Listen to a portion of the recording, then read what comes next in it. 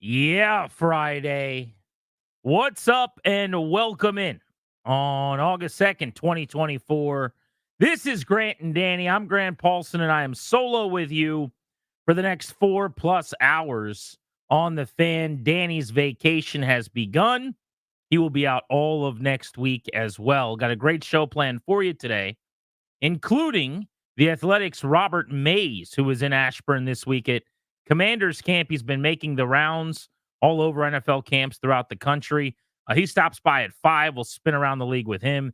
And at 6 o'clock, our buddy Logan Paulson, who has been at camp every single day out in Ashburn for a little State of the Union on the Commanders. Looking forward to talking to Logie coming up in 4 hours. We'll take you up to Nats baseball tonight. Nice little Friday in sport. The Commanders practicing out in the heat today. Dan Quinn telling the media before practice that the focus today was on the run game and end of game scenarios. I like that DQ does that, by the way. Quinn basically tells you what the objective is that day, like a teacher writing the standard of learning that you're going to be attacking on the board or something. But he said today was a run game, end of game scenario day at practice. Right tackle Andrew Wiley, safety Derek Forrest were among the banged up veterans that weren't able to participate. Other notes from training camp today, in case you are just getting in the car or haven't been following along with the proceedings in Ashburn. Celebrity Commanders fan and beloved DC rapper Wale attended practice today. I saw that because everybody who was there told me he was there. In fact, I was on my way into work today, true story, and a cop pulled me over on 395. And he said, "Did you hear Wale was at practice today?" And I said, "No, I didn't know that." He said, "Okay, you can go on your way. I just wanted you to know that." A lady stopped me in the grocery store while I was about to grab a spray can of olive oil. And she said, "Are you Grant Paulson?" And I said, "Yes, I am." And she said, "Did you hear Wale was at practice today?" And I said, "I had not heard that." And then she walked away. I didn't know what to do. In fact, I was going to the bathroom first thing when I woke up today. My toddler knocked on the door, my son. And I didn't want to open the door, but I said, "What is it, Truman?" And he said, "Dad, Wale's at Commander's practice today." And I said, "Oh, well, that's good to know." So just so you all know, Wale was at practice today. But as far as football goes, Dan Quinn highlighted some of the guys having a good camp. Sam Cosmi, Mikey Sanders still among the players that he called attention to. Cosmi's about to have a huge year. I think he's going to make the Pro Bowl. And he's got a chance to forge his name, really cement himself as one of the best guards in the National Football League.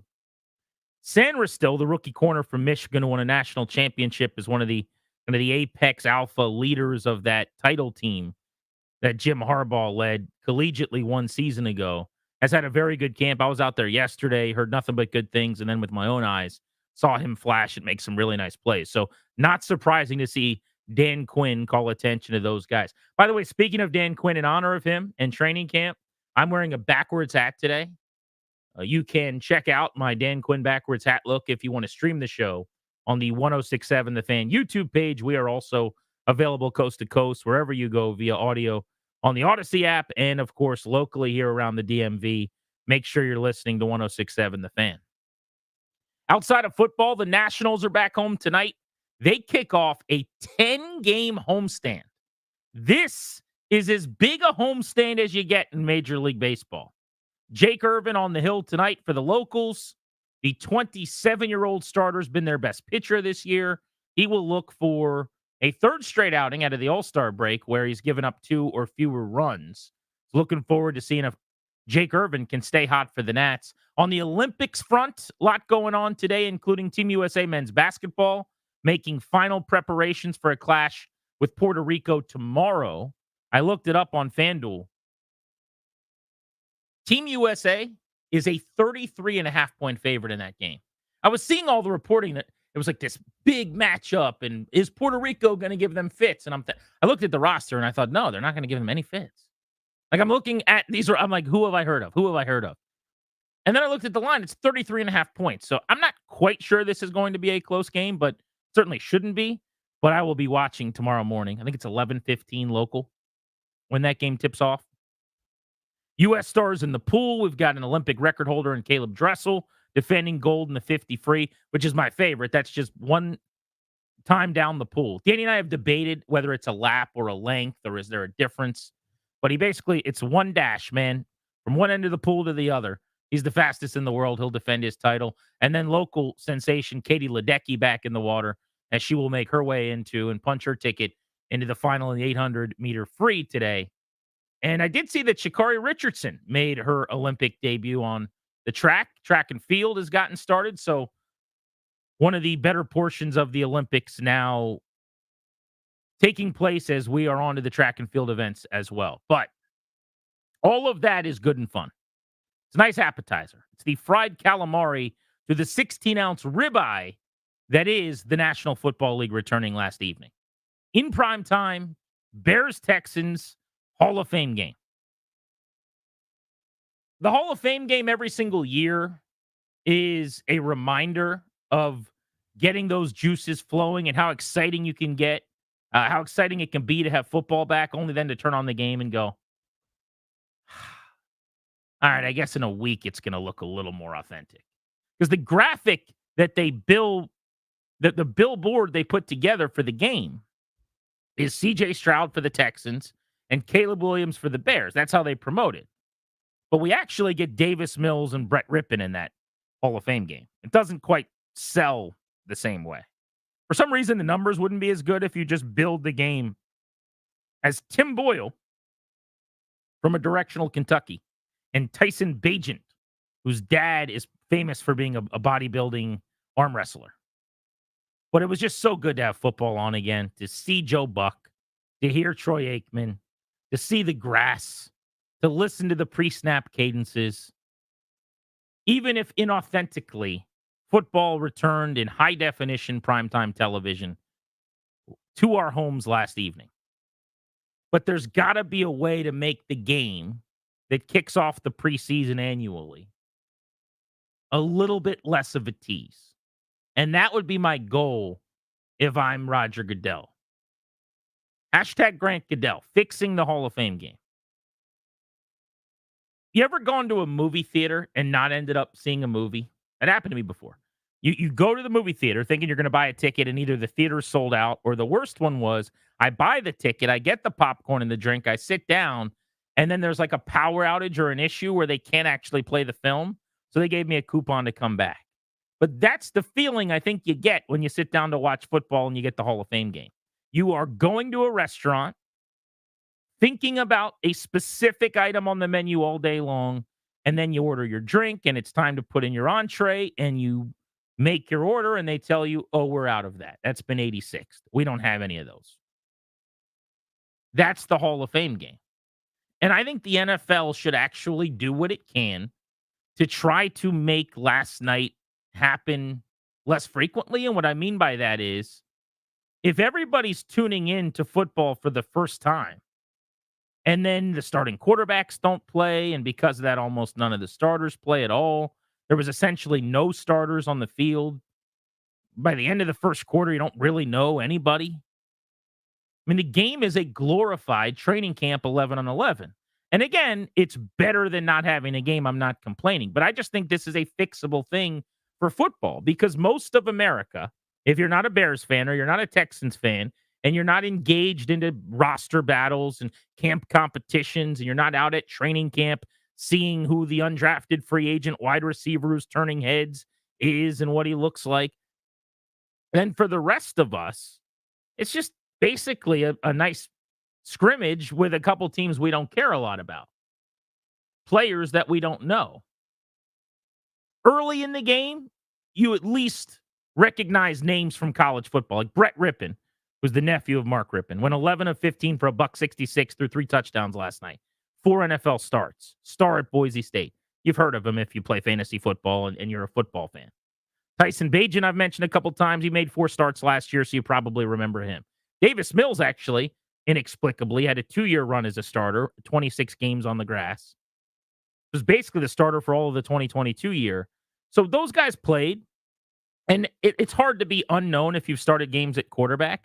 But otherwise, a couple series into the game, if you're not a college scout, You're putting in a little work to keep watching.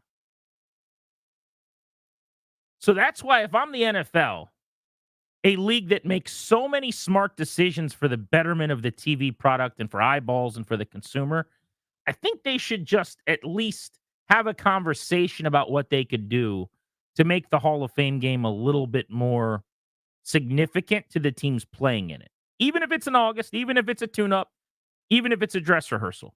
Find a way to make that game more entertaining and worth tuning in for because you've got a network partner that's spending a lot of money that's sending the 18 buck and Aikman. You've got a club participating that's on Hard Knocks in the Chicago Bears, one of the most hyped and exciting teams of the offseason in the National Football League. A sellable team, number one overall pick, Caleb Williams. A team that is a needle mover nationally and will only be even more that in a month post Hard Knocks. They'll have that cologne that the Lions and the Jets and so many other teams have benefited from. You've got a Texans team that last year went worst to first, turned itself around, had a renaissance campaign. They're all of a sudden an AFC title game hopeful and the sexy Super Bowl sleeper pick in the AFC. Like people want to see CJ Stroud. He's standing on the sideline in street clothes. So I actually think there would be a moderately easy fix here that would actually make some sense, which is to say that if the NFL went to the teams that played in the Hall of Fame game this year, that's the Texans and the Bears. And instead of having 4 preseason games, because the way they treat this is it's basically preseason week 0, and then preseason week 1 is next week, and then they get 3 games like everyone else does in weeks 1, 2, and 3 of the preseason. They don't treat this as one of the 3 exhibition games that these two teams have to play. It's just an extra bonus game that they throw on their schedule earlier than everybody else. And because of that, I think it's viewed as a bit of a nuisance and as a non-starter in terms of actually even considering playing any of your guys. The fix to me would be that the teams that play in the Hall of Fame game only have 2 games after that Hall of Fame game. They either would just skip preseason action altogether next week or the week after, perhaps. And even though it might be a little bit of an advantage, you could even have them skip the final week of the preseason and have a little more buffer time going up to the regular season, which I think is fair enough when you have them reporting earlier and being the first team to have to go through the motions of a game almost a full week before most teams have to. Washington is 8 days away still from playing in a preseason game. And the Bears and the Texans have already finished one or tried to. The weather didn't allow them to last night. But before you stop me and say, oh, well, the league can't dictate that. The league can't, tell teams to play players. I understand. I'm not necessarily suggesting that they are, although I think they should try to incentivize that as best they can. But instead of 4 preseason games, if you had 3 instead, now you're making the same decisions as every other team if you're the Texans or the Bears. And a lot of those teams, not all, but a lot of them will play their starting quarterback in preseason game 1 this coming week. They'll get 2 of the 3 games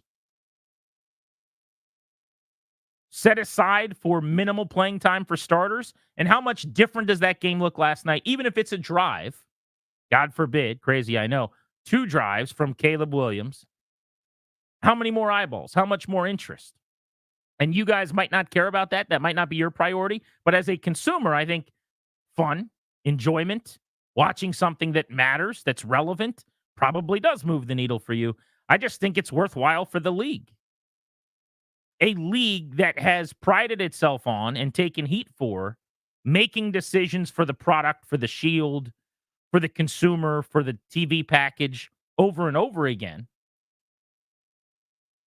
And I don't think you're putting anybody in harm's way necessarily. Like if there's a team that's going to bubble wrap their players and not play them in the preseason at all, the LA Rams do this with Sean McVay for the most part. I know the Jets have already said Aaron Rodgers, who's 40 plus and coming off an Achilles, is not going to play at all in any exhibition games, which I'm cool with.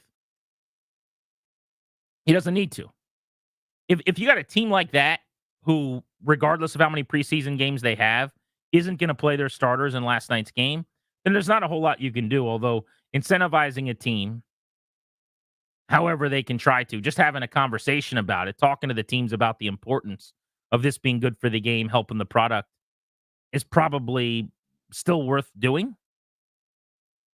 But the fix of You got 3 preseason games. We're just moving game number 1 up, and now you get next week off. I'll bet you Caleb Williams plays yesterday. I'll bet you watch a little more of that game.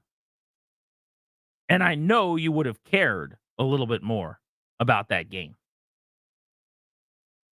Because with all due respect to Tyson Bagent, I think we all got a taste. We watched, we came, we saw, we conquered, and then we were on to the next. Maybe you flip over to Major League Baseball, or you turned on your video game if you're Danny Huhe, or whatever it is that you were doing. Maybe there was a Netflix show calling your name. And the rain bailed you out anyway into the second half that they didn't finish what they started last night. But if I was the NFL, it's just something I would consider.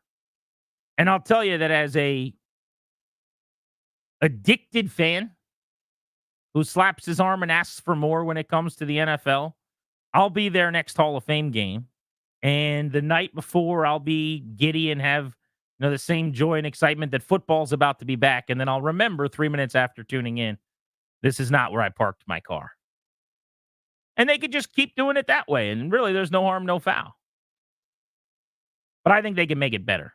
I think they should try. One thing that the NFL is attempting to make better is the kickoff. And we saw the debut of the new kickoff in game last night. I want to get into that next. I want to hear first what you guys thought maybe about the new kickoff they've brought over from the XFL. But I've got some thoughts on the reaction to the kickoff as well we can get into next. We'll open up the MGM National Harbor listener lines as we go today at 800-636-1067.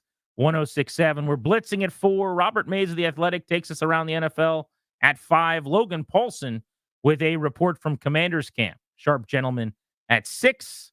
This is The Fan.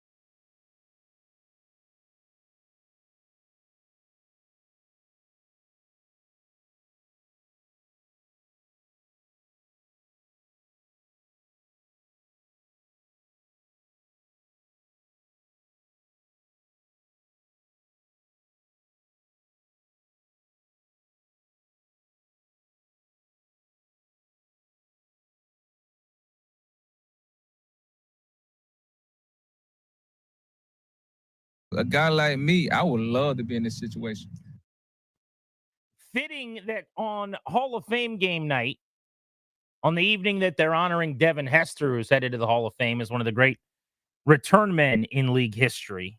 They were debuting a new kickoff in the NFL last evening as well. Welcome back, Grant and Danny on the Fan. Adaris Dameron, Ryan Clary production. Today, we're taking you up to Nats baseball at 6:15.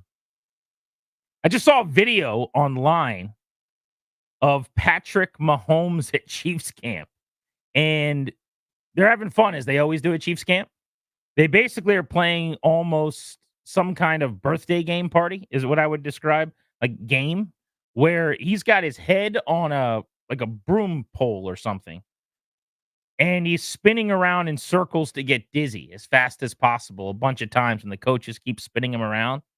And then they stand him up in front of the net that you've seen Jaden Daniels throwing at as many times as possible on Twitter, where he's just like trying to throw into targets, and Mahomes is just missing the net. The Chiefs just have more fun than everybody else. They get their work in pretty clearly. That's obvious, but they do it their own way. Andy Reid doesn't do joint practices. Nick Allegretti, the new left guard here in Washington, who came over from KC, told us that on the show yesterday. He's got a way of doing things. And one of those ways, I guess, is to have the quarterback's room have a good time and Mahomes look like a bit of a goofball. But it's just hilarious seeing him standing 15 feet from the net and throwing dirt balls nowhere near because he's dizzy. But I want to get into the kickoff that debuted last night. First of all, the reaction was irritating. And this is, for a moment, if I may, more of a gripe with social media and where we are now, just as football fans, than the kickoff itself. I'm biased in this because I'm really excited for the kickoff. I'm one of these crazy people who enjoys action. I'm one of the silly geese that thinks that a play where nothing happens that's predetermined to be inactive isn't fun. So that's me. Okay. I'm one of those jerks. I watched the XFL. I enjoyed the XFL. This was before it merged with the UFL when it had the kickoff that has now been implemented by the National Football League. And I loved their kickoffs. And there's one reason why I loved those kickoffs. It's because the kicks get returned. A novel concept that we have forgotten about and don't even remember what it looks like in the National Football League. There was a time in this town when if you were 10 or 11 years old, like I was, you pretended to be Brian Mitchell in your side or backyard, fielding end over end kicks and returning them against your buddies. Nowadays, why even bother knowing who the kick returner on your team is over the last couple of years? It's just the guy that stands with his heels on the goal line and puts his arm out like he's making the shape of a T. That's what your kick returner does. So I'm fired up for last night as I'm getting ready to see the new kickoff implemented, how many returns we get, what the first kickoff looks like. And we get our first kick to open the game. And it immediately got panned by everybody on Twitter. Seconds after the first kick. Who can be the snarkiest? The kickoff happens, and within 2 minutes, it's just a race to fire off your take and to say why it was so bad. Now, here's what actually happened. The ball was kicked to the 5-yard line. It was then returned to the 26-yard line, a 21-yard return. A very normal thing that happened, I don't know, 213 times last year in the NFL, probably. 21-yard return, a return from the 5 to the 6, and the responses were, wow, that was exciting. How do we get more of this? Man, they really fixed the kickoff. Wait, that's it? Just a bunch of people complaining unnecessarily. I'm very sorry to all of you that you had to watch football or that you had to see the ball get returned and that you had to watch blocking and tackling and, you know, a player with the ball in his hands try to avoid being hit by the defender. I know that's no fun. I'm also sorry there wasn't a touchdown, as if that happened all the time a year ago. 4 times, I think, all season and over 400 returns. If we're being honest, okay, again, my annoyance is just more with social media and Twitter than it is the football fan, probably, because this is where we are now. The fix is I just need to turn off social media and not have a second screen when I watch games. But it's become part of my routine. And it's just a nice time to, I think, remind everyone we don't always have to have a take and provide a take about everything. I guess job dependent, right? I do a job where from 2 to 6:30 every day, I got to have opinions. But before 2 and after 6:30, I can shut my mouth. Not everything requires an opinion, or we don't have to weigh in on everything or have a snarky, annoying little thought or make fun of everything. But the kickoff last night, which got panned, and then subsequently all the kickoffs thereafter were progress and a good thing. And here's why. Even though Twitter decided already that it wasn't fun, last night there were 8 kickoffs, there were 7 returns. That's what we want. That's the whole point. That is what we're looking for. Last year, 22% of kicks were returned in the National Football League. Think about that. That's nothing. 3 out of every 4 kickoffs just sail through the end zone, and you go to the bathroom, or it's okay if you haven't come back from getting your snack at the stadium because it's just a kickoff. There should not be plays in your sport that are irrelevant.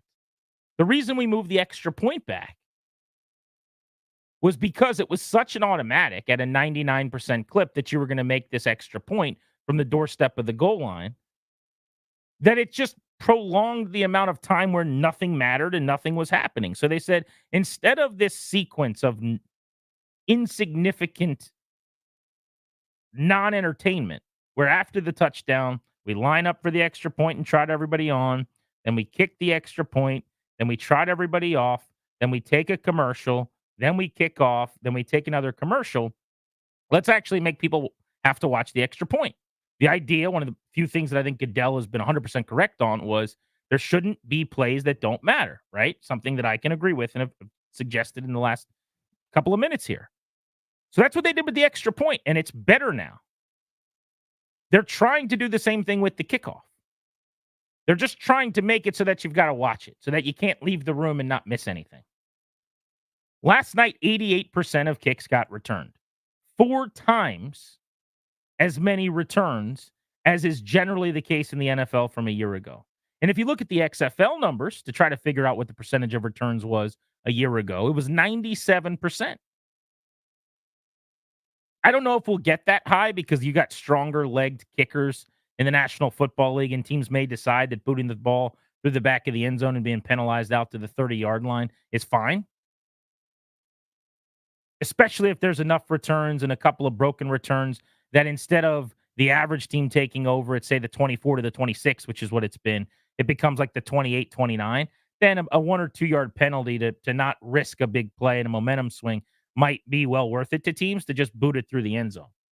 Because that is the penalty now. It used to be a touchback if you kicked it into the first row behind the end zone, brought the ball out to the 20. Well, the last few years now it's the 25. This new kickoff situation means 1st and 10 from the 30. Will we have fewer touchdown returns? Probably. I do think that's the case. We'll go from almost none to still almost none. But there was 1 kick return for a touchdown in the XFL a couple years ago. There were 4 kick returns for touchdowns in the NFL last season. But while you lose something there, maybe you gain exponentially in the quantity of returns. And that's where I go back to the percentages that I cited earlier. And the fact, oh, by the way, that again, last night, 8 kickoffs, 7 returns. The average return in the XFL when they had this kickoff was 21 yards per return. In the National Football League, game number 1 preseason debut last night, it was 21 yards on the nose, same as the old XFL. Last year was 23 yards per return. So 2 yards less on returns last night, but we saw a 31-yard return on the last return of the night. We saw a 28-yard return as well. Returns overall of 21, 19, 21, 15, 28, 24, and 31. The only touchback was at the very last kickoff of the night that brought the ball out, as I said, 30 yards from the end zone. But that was the only of the 8 kicks. And the whole point is, let's make this a football play. In the NFL last year, there were 2.2 returns per game. Compare that to 7 last night. Compare that to 8.5 returns per game in the old XFL with these rules. Now, what you get when you talk to people about this, and I was out of training camp and was discussing this with a couple of media buddies, the people that don't like the idea of it, I think, the aesthetics don't look good. That's the main thing. It's jarring. It feels very spring football league-ish, right? It feels like arcade game rules. I think if you can just get past that, the explanation sounding a little wonky, the fact that it doesn't look great, when the ball's in the air, I think you're going to like it. It grew on me immensely. The first time I saw it, it seemed dumb. Within a game or two, it didn't matter how silly it looked. The silliness comes from not having seen it before. The fact that the ball's getting returned is really all that matters. But what I came to the conclusion of when talking to people about this out at training camp yesterday was that most people just want the old kickoff rules back, it sounds like, and the old way of doing things where Brian Mitchell was breaking returns, and every week you would see the Fox NFL Sunday crew showing you another kick return for a touchdown somewhere. And those rules are not coming back. The league has moved on and tried to make the game safer and prioritize player health. And so basically now you're trying to have a debate of, I think, if you don't like this, the old rules and what happened when you were younger, what I grew up with, versus this new arcade looking return. And that's not really the debate. You're chasing a ghost. The debate is, do we just start the series 1st and 10 from the 25 and get rid of kicks altogether? Or would you rather kick off this way and have returns? To me, it's a pretty easy debate. I like the kickoff. If it's returned, it provides jobs. It gives players more value and meaning to the team. We had a Hall of Famer go in last night, Devin Hester, based on the big plays he made on special teams. We've got a legend in this town who's one of the greats to ever do it. In that regard, I want returns. But we are sprinting prior to trying this at a really fast clip toward just starting drives at the 25 after a touchdown and just ridding ourselves of the kickoff altogether. And if that's okay with you, oh, sure, you can have that. I'd like to try this first. I'm sorry if it doesn't look like you want it to pre-snap. I'm sorry if it's a jarring change and people hate change, but let's just try something. Because if it's not this, it'll be something else that's closer to no kickoff, little by little. But I do want to hear from you guys. You saw it last night, many of you, and if you didn't, you kind of know the drill at this point, how this is going to work. Players are 10 yards apart, so there's not as violent a collision.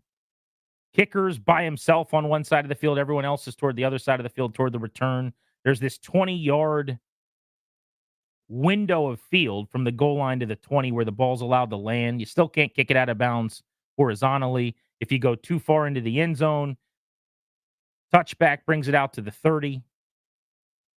And if you're a return man, you can go into the end zone and bring it out. We had kicks brought out last night from a half yard deep and from 1 yard deep, which would have been unheard of last year. Why would I do that? I'll just raise my hands and say touchback. In fact, last year we were at a point where the ball would bounce in that 0 to 20 range, and you could just kind of raise your hand and say that you fair caught it or whatever, and you didn't have to return it. 1st and 10 from the 25.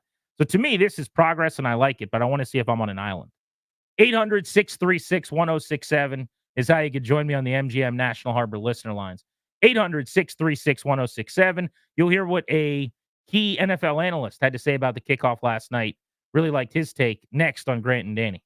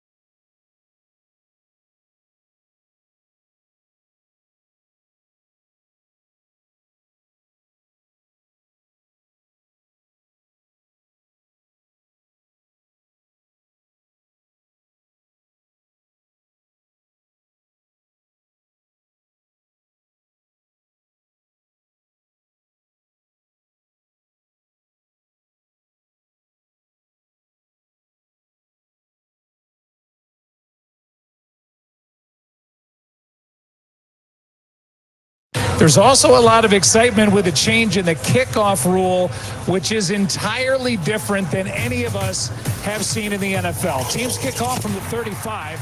The 10 players in the kicking team start at the opponent's 40. At least 9 receiving team players must be in the setup zone between their own 30 and 35. Play begins when the ball's touched or hits the ground in the end zone or landing zone, the area between the receiving team's goal line and the 20. Touchbacks that land in the end zone are brought out to the 30. Touchbacks that roll into the end zone from the landing zone are brought out to the 20. You got all that? Sounds a lot more confusing than it is. Kicker kicks, return man's deep and returns. Everyone else is lined up within 10 yards of one another, come together, one-on-one blocking, and then there's a kick return, which is the new part because we didn't get a lot of those last year. How did you feel about the maiden voyage of the new kick last night? You can call me at 800-636-1067. It's Grant and Danny without Danny today on the Fan. Jason Kelsey is a part of ESPN's Monday Night Countdown crew now. Travis's brother, the center from the Eagles, a future Hall of Famer, was discussing kick returns and the new kickoff on television last night. Here's what he had to say. Back at the touchback. Man, I could not be more excited about this. If you, I think the return rate last year was 19%. It used to be before all these rules were put in place to make the play safer. It used to be somewhere around 50%. So people want to see kickoff returns. There's a guy going to the Hall of Fame this year, Devin Hester, who is going in for that exact reason. Because he was the best. And this play has been made obsolete in the past few years. It became basically a mindless exercise. It was a ceremony. Oh, here's the opening kickoff ceremony, rundown, 60 yards for no reason. Commercial. And now all of a sudden it's going to mean something. The game is better when special teams play a factor. I think that's a really good point there at the end.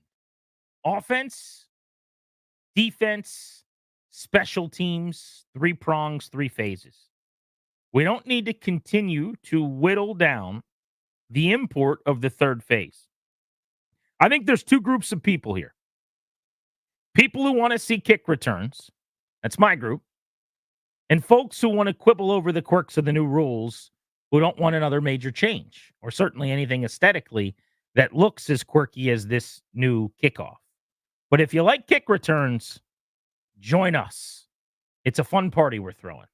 Let's go to Cole in Potomac on Grant and Danny. What's up, Cole? What's up, man? How you doing? I'm doing well. Yeah, so on the new kickoff rules, they're not horrible. I think it brings some more excitement to the game. I feel like the 2 lines of the teams, I feel like it should be separated a little bit longer. And I just believe the onside kick, I feel like that's like the worst, honestly. I think everything else was okay, but the onside kicks, it makes it a lot more stale.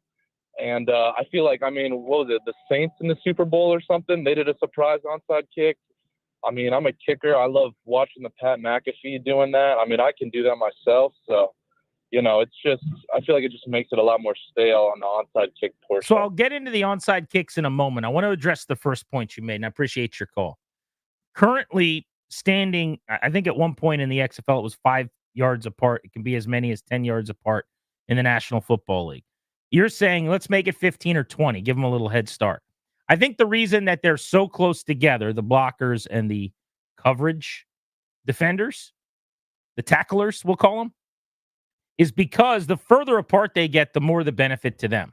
And being so close to the receiver, they already have an immense benefit. You now don't have to run down the field. Now, you could say they don't get a full head of steam, obviously, which is fair.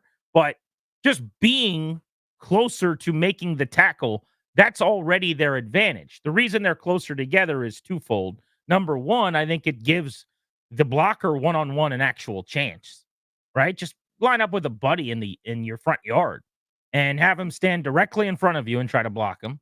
Like there's a line of scrimmage between the 2 of you. And then have him be 20 yards away and you got to block him. It's a lot easier for him to avoid you from distance, right? So that's number one. The other thing that I think is the reason that they're really close together is the whole point of this is to avoid that collision and some of the head-to-head contact that the game is trying to rid itself of as best as possible without losing everything that is football. So I think that's why they stand where they do, and I get it. The onside kick part of this, I think, is a very reasonable complaint. For those of you that don't know, onside kicks are entirely limited to the fourth quarter of games. Teams can use the kick in the fourth quarter.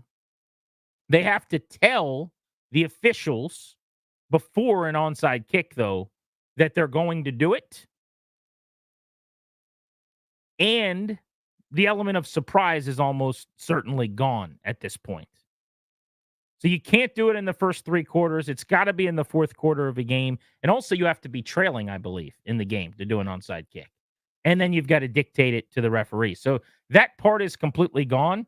And if you're looking for something to complain about, that's probably going to be your ammunition. But how big of a part of the game was it really? And for the fan out there that wants to see onside kicks, you're still going to get to in the same situations that you used to, with the exception of the very rare once every several years, everyone mentions the same one because there aren't others to call attention to. Saints in the Super Bowl. It just didn't happen. It was such a rare thing. Chris and Culpeper, what's up? Hey, what's going on, big boy? How you been, sir? I'm chilling. How are you? Oh, living the dream, living the dream. I liked watching the XFL. Now it's the UFL a couple of years ago, just to bide my time during the spring. I love the new kickoff rule.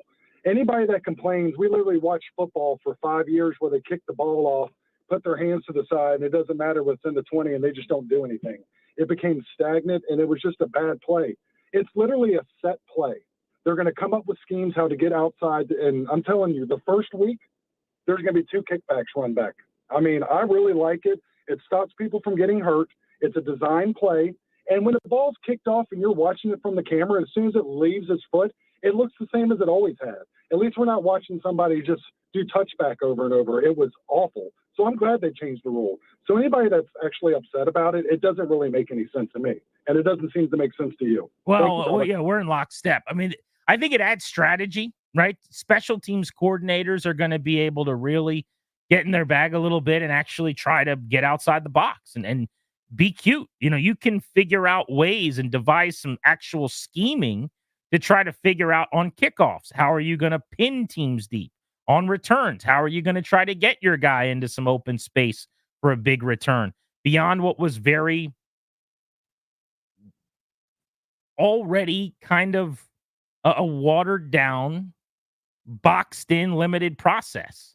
You're kicking off left, right, or center. You got a couple of return options. Now, I think because it's new, teams are going to be creative and try things. And I think it's going to get better, too. That's the other thing. Everyone wants to fire off their funny tweet about how terrible the first kick was when the tackle was made at the 26 last night. No, it's the first of what is going to be, I think, a long-term solution in the NFL. And it's going to look different by the end of the season and by a year from now and by 5 years from now, probably.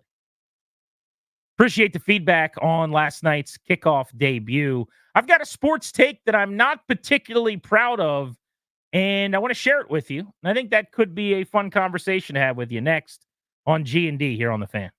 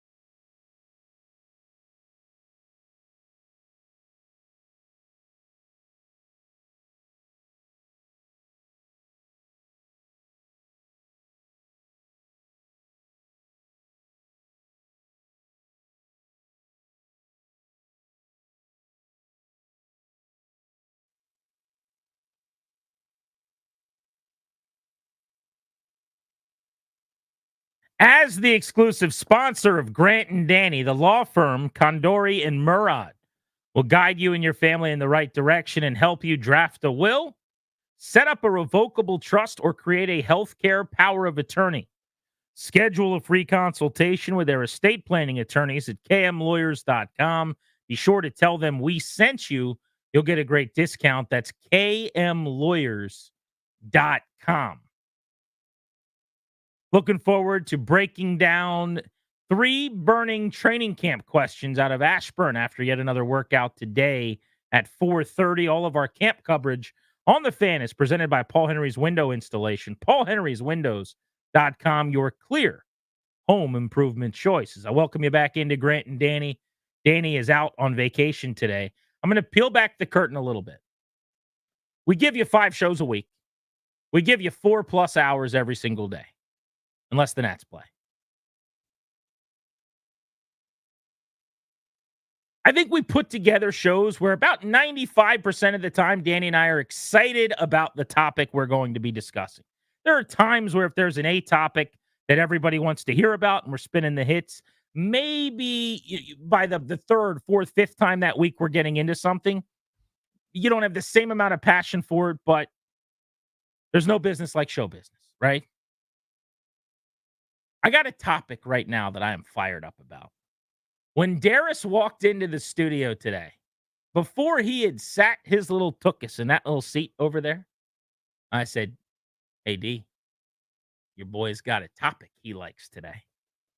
Well, you're forgetting the part where you first told me that Wale was at training camp. That's You a had good to tell me point. that first. Well, you needed to understand that Wale was at training camp. You're like, "But what about Jaden?" And I said, "Shh, Wale was there." People get obsessed with talking about Wale being at places. It really is amazing. And I get that he's like our celebrity fan, but if he's somewhere, everybody's got to know about it. I just went to the bathroom here and it was weird. Like some guy who I think is a security guard, I've never seen him before, just tackled me to the ground. I was like, what is going on? And he's like, "Did you know Wale was at training camp?" And I was like, "Yeah, I heard, man." He's like, "Sorry, dude." And he just walked away. It was the craziest thing. Anyway, while he was at training camp,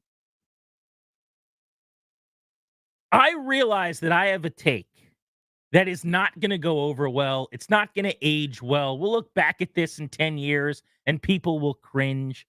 Okay, when I say it out loud, there's immediately going to be a group of you that go, "Oh, you're better than that, GP." And I'm not going to disagree with you on that. But it's still my take, and it's still how I feel. And I think we're all comfortable enough. We're all pals. We can have this conversation right here on 106.7 The Fan on the Grant and Danny radio program. But it's a sports take that I'm not really proud of. And I think we've all got some of these.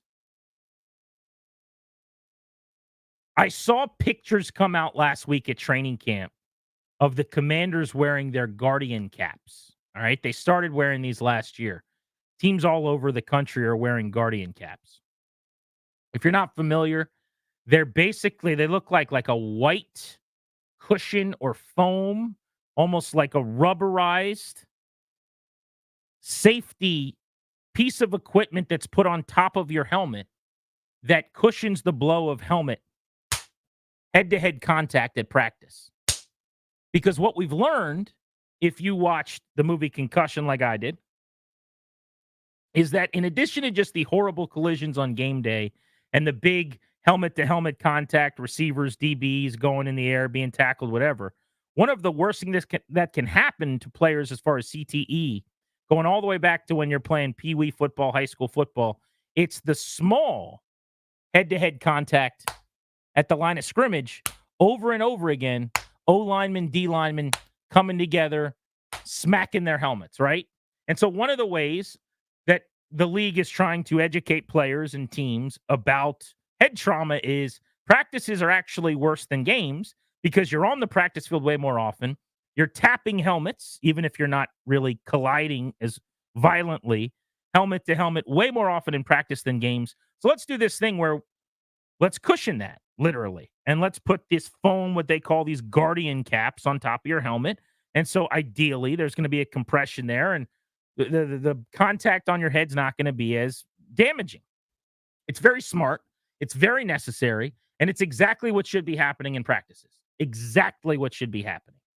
But the Chargers out west and the Commanders here are two of the first teams that have now taken it to this next level, where they have like a cover for the Guardian cap that looks exactly like the helmet that you can wear, and you're now allowed to wear in games. Now, nobody has come out and said they're going to wear this thing in games, but they're allowed to. And here's the rub. This is the part I'm not proud of. It looks terrible. It's just aesthetically horrendous. I hate seeing the Guardian cap worn at practice. It looks somewhere between the big Brian Robinson made famous, like oversized hat that everybody wore. That's a big foam hat that was the all the rage for like a month or two a couple years ago. You go to like bighats.com, or it's either that, or really what I see, especially Luke McCaffrey and some of these guys running down the field, is just the huge helmet Rick Moranis wore in Spaceballs when he was playing the Darth Vader character. And he had that giant helmet, right? It looks bad. Now, should it be worn in practices? Absolutely. Does it even make sense if a player wants to wear it during the game? Of course. These guys are putting their bodies on their line. They're trying to avoid head contact. They're trying to avoid ultimately having any kind of a CTE diagnosis posthumously or any kind of issues while living that comes with all of the head trauma. I understand all of the points that are being made. I'm telling you that the take that I'm not proud of is I don't want any players to wear those in real games because I just think it looks terrible. And that's not a good reason not to do what is clearly probably the right thing. But it's going to happen inevitably. I mean, TJ Oshie, to his credit, and I give him credit, I guess it just wasn't, as much an inconvenience to me visually. But he started to wear this like neck roll thing that nobody wears in hockey and a couple of other adjustments as he's had concussion issues and different back problems. And he's the kind of guy, he's got a family of 4 and a beautiful wife, and he's got aspirations of the things he wants to do after his career, where he was really prioritizing and thinking about, how do I make sure that I'm able to live a long, healthy life with my family? As he should be thinking. Again, I'm on that side. I get it. I'm just telling you that wearing this big, goofy foam top of your helmet in the game is going to look awful. And it's just going to be a bit of a turnoff if we get to a point where there's 22 guys wearing those things in 10 years. It's just going to be terrible. My sports take that I'm not proud of. I will be mad when ground is broken and a player goes Guardian cap in game. But this is the topic that I'm excited about. You're welcome into the trust tree here. We're all in this thing together. What is your sports take that you're not proud of? 800-636-1067 is the number. 800-636-1067. I'm going to give you another one. And I'm going to localize this. I know why the Washington Commanders are not the Redskins anymore. Go back. Pull the audio. I was for changing the name. I didn't parade around demanding that they did. I wasn't, some columnist who's fighting the good fight and refusing to call them by their name and saying it's a, crime that their name was what it was. But I said, yeah, it's probably the right thing to do. And I still feel that way. I understand why they changed the name. I think changing the name was inevitable and no time like the present. That said, hopefully you heard the first part. I miss the old name. And I miss the old logo more than I thought I would. Maybe it's because Commanders isn't that good. Maybe it's because I just didn't quite know the damage that would be done to the thing that I loved. Less people care than ever before. Nobody's interested in Jaden Daniels for some reason as he's having a great training camp. People don't go to games to the same extent. The fan base is whittled down. The sports take that I am not proud of, because I know in the moment it's probably not the side that I should be on. And in years from now, it's certainly not going to age well. I miss the old Redskins name and logo. I've got a bunch of others here. But I do want to throw out the number 800-636-1067 to hear from you guys on the sports take that you are not proud of? Anthony is in Calvert on G&D. Anthony, what's good? Hey guys, how's it going? Good, man. Good. The sports take I'm not proud of is when there's a fight or there's a big hit that causes an injury or something to that effect. They always either pan the sidelines or change the subject or, go to commercial because they're trying to make it more palatable for more audiences. But us old school guys, I want to see it. And I hate the fact Okay. that they You always want do to that. see that bad stuff. Yeah, I want it. It's part of the game. I want to see it. I don't want to get it. I don't want the sanitized version. I don't want the kumbaya version. I want to see the blow up. I want to see the injury. I want to see the fight. I like that a lot. I'll add to that, by the way. Show me the thing that the network's trying to avoid most of the time. Although I'm going to say I'm 50-50 on a serious, like an injury where a guy breaks something. Those are pretty gruesome and gross. But if you're talking about like two players getting into it, yeah, we got to see that. But the other thing is, if someone runs on the field, assuming they're clothed, I'm going to need you to put that on camera. Somebody runs out on the field and they're dashing around, I'm going to need you to show me that. Or if you're Kevin Harlan, to just call play-by-play of it. I think that's a good one. Here's another one. Sports take I'm not proud of. I 100% believe this. I'm dead serious about this. And yet I know I'm a jerk for it. I think the NFL should play a game every single day of the week that they're legally allowed to. We've got Monday Night Football, begrudgingly. For the NFLPA, we have Thursday Night Football. We, of course, have Sunday Night Football. And we have Saturday Night Football after college football. Legally, the NFL is not allowed to have Friday games during the high school football season. A sports take I'm not proud of because I know that it does not pay the proper respect to player safety and health. I want a game on every single night during the week, sitting at my house. It's Tuesday, babe. We could go out because there's no game. Not anymore. There's a game. What night is it? Wednesday? There's a football game. Who plays tonight? Probably like always the Jaguars and the Bucks or something like that. But Wednesday Night Football. What sounds better than that? There should be a game every day of the week. Why am I not proud of it? I think it's pretty obvious. Players hate Thursday games. It's not fair to them. They played on Sunday. They're still sore. It wasn't until Tuesday that they could go back up the steps to sleep in their bed instead of having to sleep on the couch. They're getting battered and bruised for our entertainment, and I'm just asking for more and more and more. Not happy, not proud, but I do want a game every single day. I got some baseball ones I can give you as well. Let's include the fellas on the production, though. Ryan, we'll start with you. I tasked you with giving me a sports take that you are not proud to publicly admit. What do you got? I've got two for you. We'll start in the NFL. Super Bowl wins do matter when it comes to evaluating quarterbacks and where they stand in the history of the game. You kind of look at it this way. We talked about it during the break.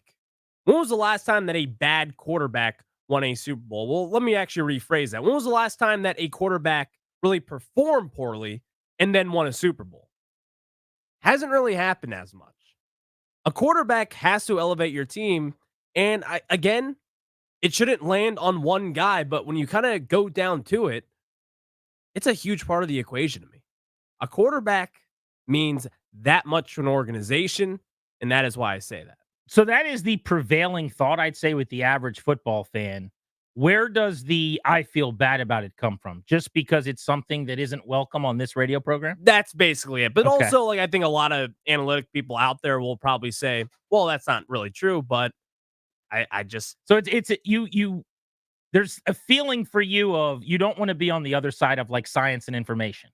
And it's one of these kind of, hey, this is where I'm going to go with my gut over all of your data. Exactly. Because I'm an analytical guy. I like to think with math and science, whatever out there, I like to use it to help my information, whatever it is. Sure. But in this scenario, I'm a gut guy.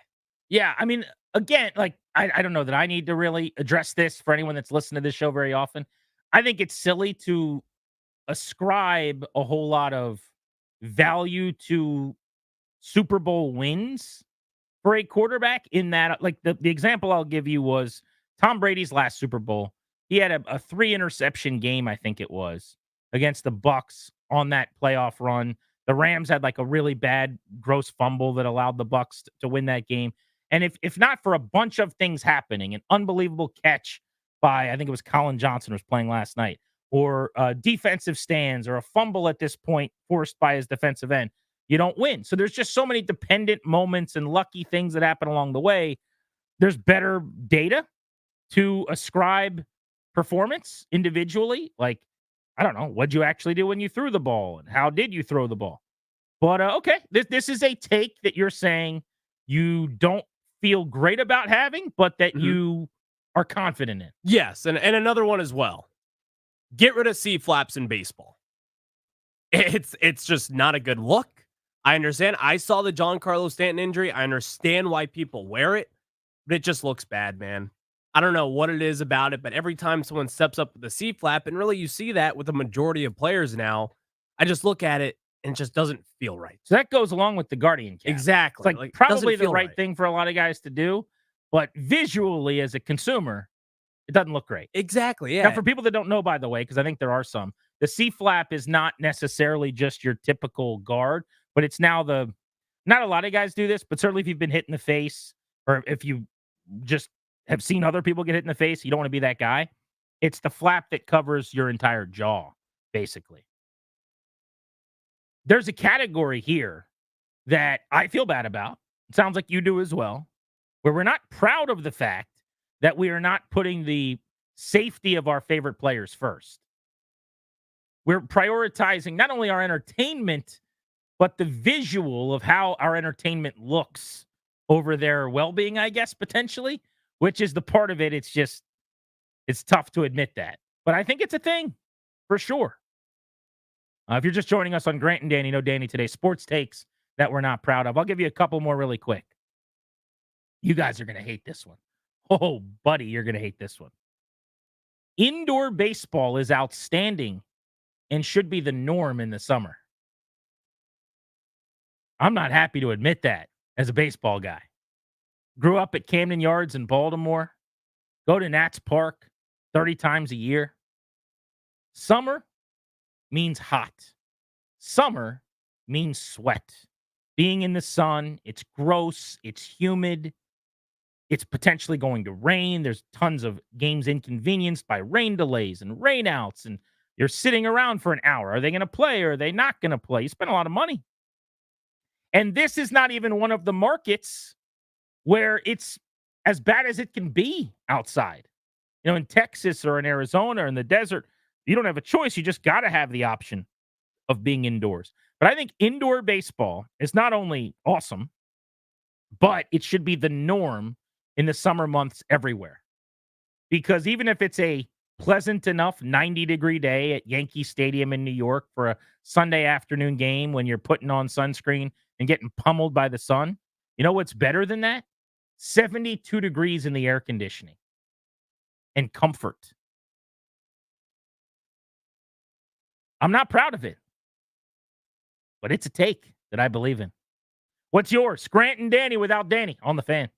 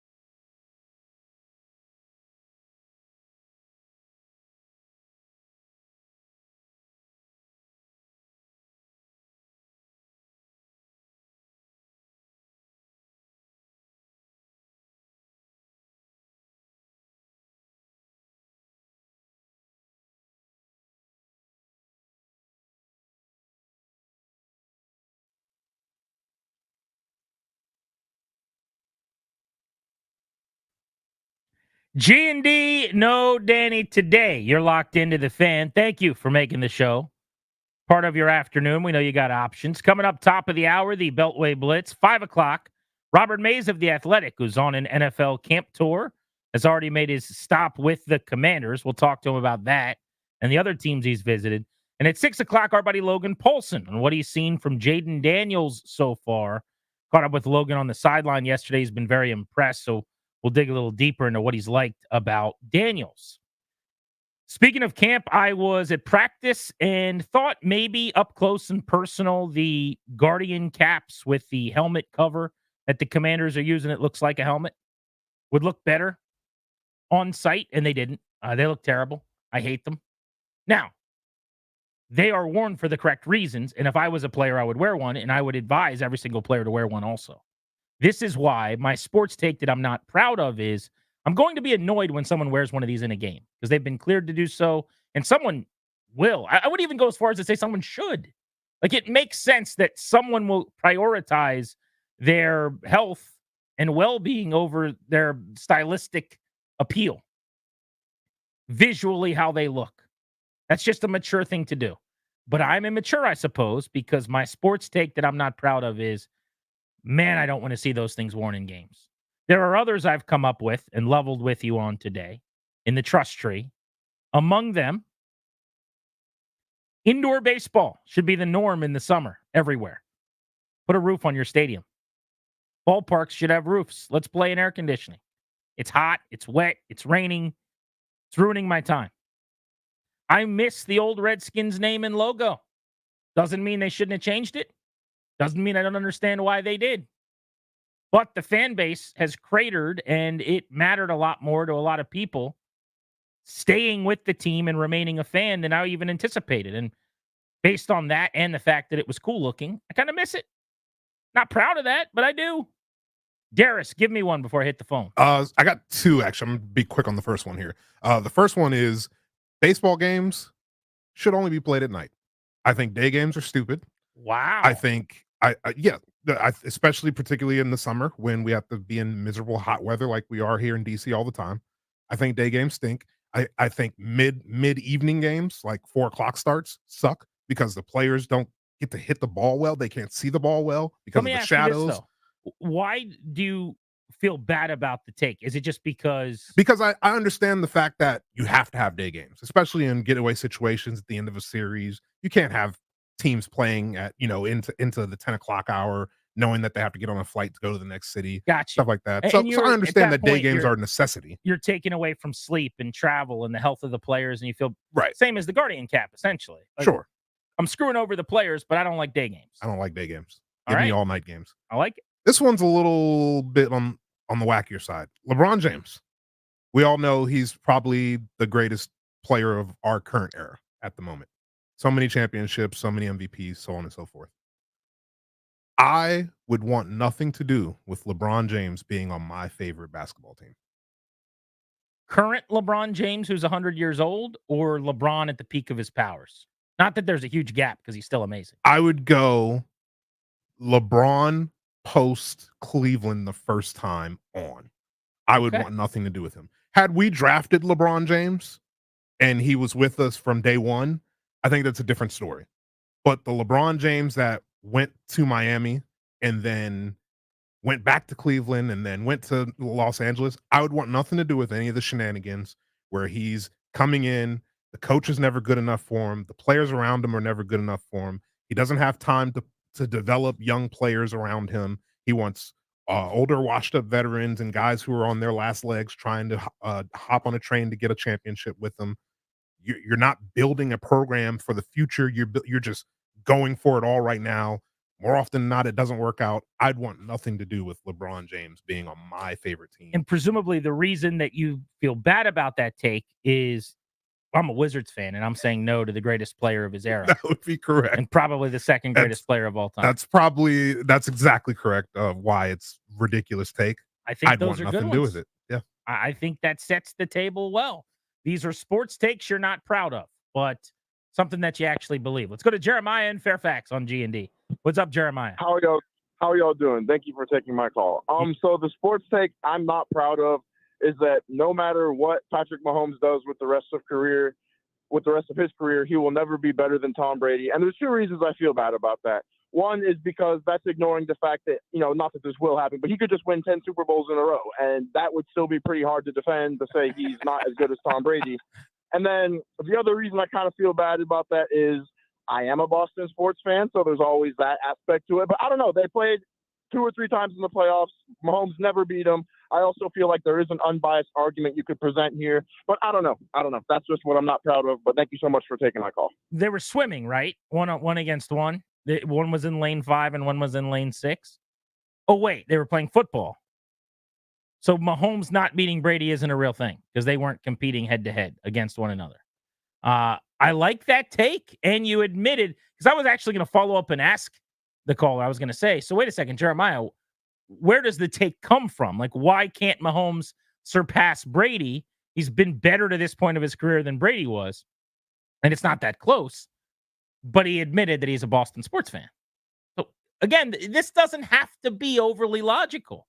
I'm telling you that even though I was cool with the name and the logo change and thought it was the right thing to do, I miss the old thing. My mom and me watching games when I'm 4 every year at Christmas, getting a bunch of stuff with that logo on it. That's my entire childhood. Those are feelings. Those are things that I can't really tell to go away. I'm telling you that I know that if I played, I'd wear the Guardian cap in practices. And I'm sure somebody's wife is telling them, I want you to wear that in a game. And the wife is probably right. But God, it looks terrible. I mean, it's just embarrassing. Like, it is the kind of thing that when we're young and we make fun of things and we're mean and we bully people, hopefully, you're on not the mean end doing that, but it certainly happened when we were kids back in the day. Like, you wore that at a football practice, you're getting joned on. You're like the kid that showed up at basketball tryouts in jeans or something. And hopefully we've advanced past making fun of appearance, but I can't help myself when I see the Guardian cap. You got to throw up in your mouth just a little bit. That or picture Rick Moranis in Spaceballs. What's up, Scott? How are you? Good, man. Love the show. Great show. I've always been a fan. I've loved this show since before you changed the name. Back when you were calling it Green and Deanie from the Fiend.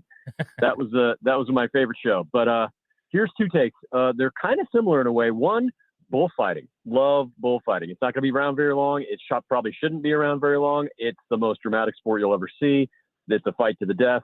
We should probably get rid of it, but until they do, I'm going to be watching it. And for a somewhat similar but reason, it's hockey fights. We're going to lose hockey fights probably in our lifetime. Yeah. Great drama. Amazing thing to watch. Probably terrible for, my soul to be watching it and loving it, but I love them. This is an outstanding one, Scott. The hockey fight. This is actually maybe should have been my first answer. It's up there with Guardian caps. Okay. Has anyone looked up or read up on the history of the enforcer in the National Hockey League? It is, it's brutal what these guys go through, a lot of them in their older years, with clear CTE-related issues. Suicide rate for enforcers is way higher than it is other players. The amount of transgressions and problems some of these guys have. There was a story written about a fighter for the Capitals who was a big, scrappy, goon-type player named Stephen Pete, who I love. I don't remember if it was in the Post or where I read it, but it was a tragic piece. Talked about him and his father and so many others that tried to help him. But there is irrefutable evidence that if you're a hockey fighter and that's kind of your job, and there's way less fighting in the game than there used to be. And it's not, the great thing is it's not like man to a man. Like if you got into a lot of fights, this is what becomes of you. Because Alan May probably had as many penalty minutes and fights as anybody. He's very sharp and just a big teddy bear. And I worked with him over at Monumental. But there are a lot of guys who have these terrible, terrible stretches in their later life. And that was their role. And you just can't tell me that whether it's this gloveless fight that you're doing, punching each other in the head, or even boxers and what happens as they get older, God knows what's going to happen. UFC is young enough, I guess. But yeah, there's something to be said. I'll just keep it to hockey fights specifically because it's such a romantic, important, dignified, frankly, part of hockey. There's a respect to it. There's this reverence, a stick tap love you have for a player who stands up for a teammate. But man, oh man, the information's right there staring at us. And yet I'm there clapping like a seal when Tom Wilson drops the gloves and beats some dude to a pulp. And the harder he goes to the ice and the more blood that's coming out of his face, the louder the crowd is. And I'm one of the geese standing there doing it. I don't feel good about that. And you've kind of turned a mirror on me right now, and I feel even worse about it. But I do like a hockey fight. Let's go to Jaime and Manassas on Grant and Danny. What's a sports take you're not proud of? Hey, JP, what's going on, man? How are you? JP, what's going on? Everything good? Very Hey, well. I have two of them. First of all, baseball All-Star games, the 32 teams should have been represented. Come on. It's not a medal for participation trophy or anything like that. It has to be the best players. I understand the home team should get it, to be represented, but not all teams have to be represented in All-Star baseball games. The second one is going to be when it comes to the MVP in any sports, postseasons have to be considered. It cannot be a regular season kind of trophy. I understand if the guy had an unbelievable season, he might win it anyway, but I like what happened with the NHL. But why? Let me ask you this, Jaime. Why do you feel bad about that? I think that actually makes some sense, whether we do it or not, whether people agree or not. You know, it's a take, but I don't think there's anything to feel bad about there. What's the drawback to that take? No. I understand. If you had a great regular season and you're still the best player in the league, you should get it. But who's the best player in the NHL, in the NFL? Pat Mahomes. Okay. Who's the best in the NHL? McDavid had an unbelievable postseason. No doubt who's the best player in the NHL is. So why?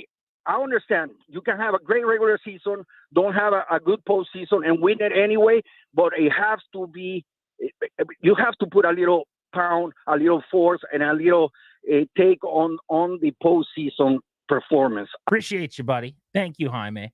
I like, you're going really with the hardware and awards. Many of mine feel like they're more about the prioritization of enjoyment over safety, which I don't know what that says about me. Like the net in baseball that goes down the line at baseball games. I was talking to Mullins about this. Mullins suggested this, and I actually kind of agree with it. It takes away from the experience a little bit. It cuts down on interactions with the players or being able to have a ball tossed up your way. But it saves a lot of stitches and blood, and it makes the game a lot safer. There's too many people on their phones talking. Heck, even if you're paying attention and a ball's screaming at you at 115, I mean, if you're not smart enough to turn around and just put your butt at it and let it hit you right in your butt, then you could probably get hurt by a screamer at a baseball game. Here's my big butt. The nets down the line have kind of taken away from the experience. Mike and Frederick, the sports take that you don't feel great about, you're not proud of. Hey, Grant, how's it going? Good. Good. The sports take I'm not proud of is I actually look forward to, I can't really say I enjoy, but I look forward to the Commanders when they're on primetime football. And I'll explain because I really enjoy the national media attention for some reason. It's definitely like a guilty pleasure type thing. Like I like seeing like Kay Adams go take Sam Howell to a steakhouse and watch him try steak for the first time. And it's just like, it's like a cheap segment, but I don't know. I get enjoyment out of it. It's like our team, like our guys finally get to shine. And I know I'm in for devastation. I mean, I actually went to the game when they got destroyed by the Bears last year, but I know what I'm in for, but I love the buildup. I have friends and family that don't normally watch, like texting me like, oh, Commander's on tonight, things like that. It feels different, even though I know it's ultimately misery loves company, Mike, because I'm right there with you. I enjoy it. The extra coverage. It's not always positive, but pregame it is. We get the feature. I like your idea of the steakhouse. That's a great bit. I don't know if that actually happened with Kay Adams and Sam Howell, but it's exactly what would happen, to be honest, if games were on FanDuel, for sure, if they had their own network. But yeah, I also am in Sunday Night Football, Monday Night Football. It also means I get to watch more Red Zone and just enjoy other games during the weekend. So sign me up for primetime games every week. I'm the anti-Danny on this. And I get why you feel bad about it because you know that they're not only going to lose very likely, but generally in primetime in humiliating fashion. That's not something you're proud of, but it's a take. That is the question on Grant and Danny. Your sports take you're not proud of will also win off the field before the end of the hour on G&D.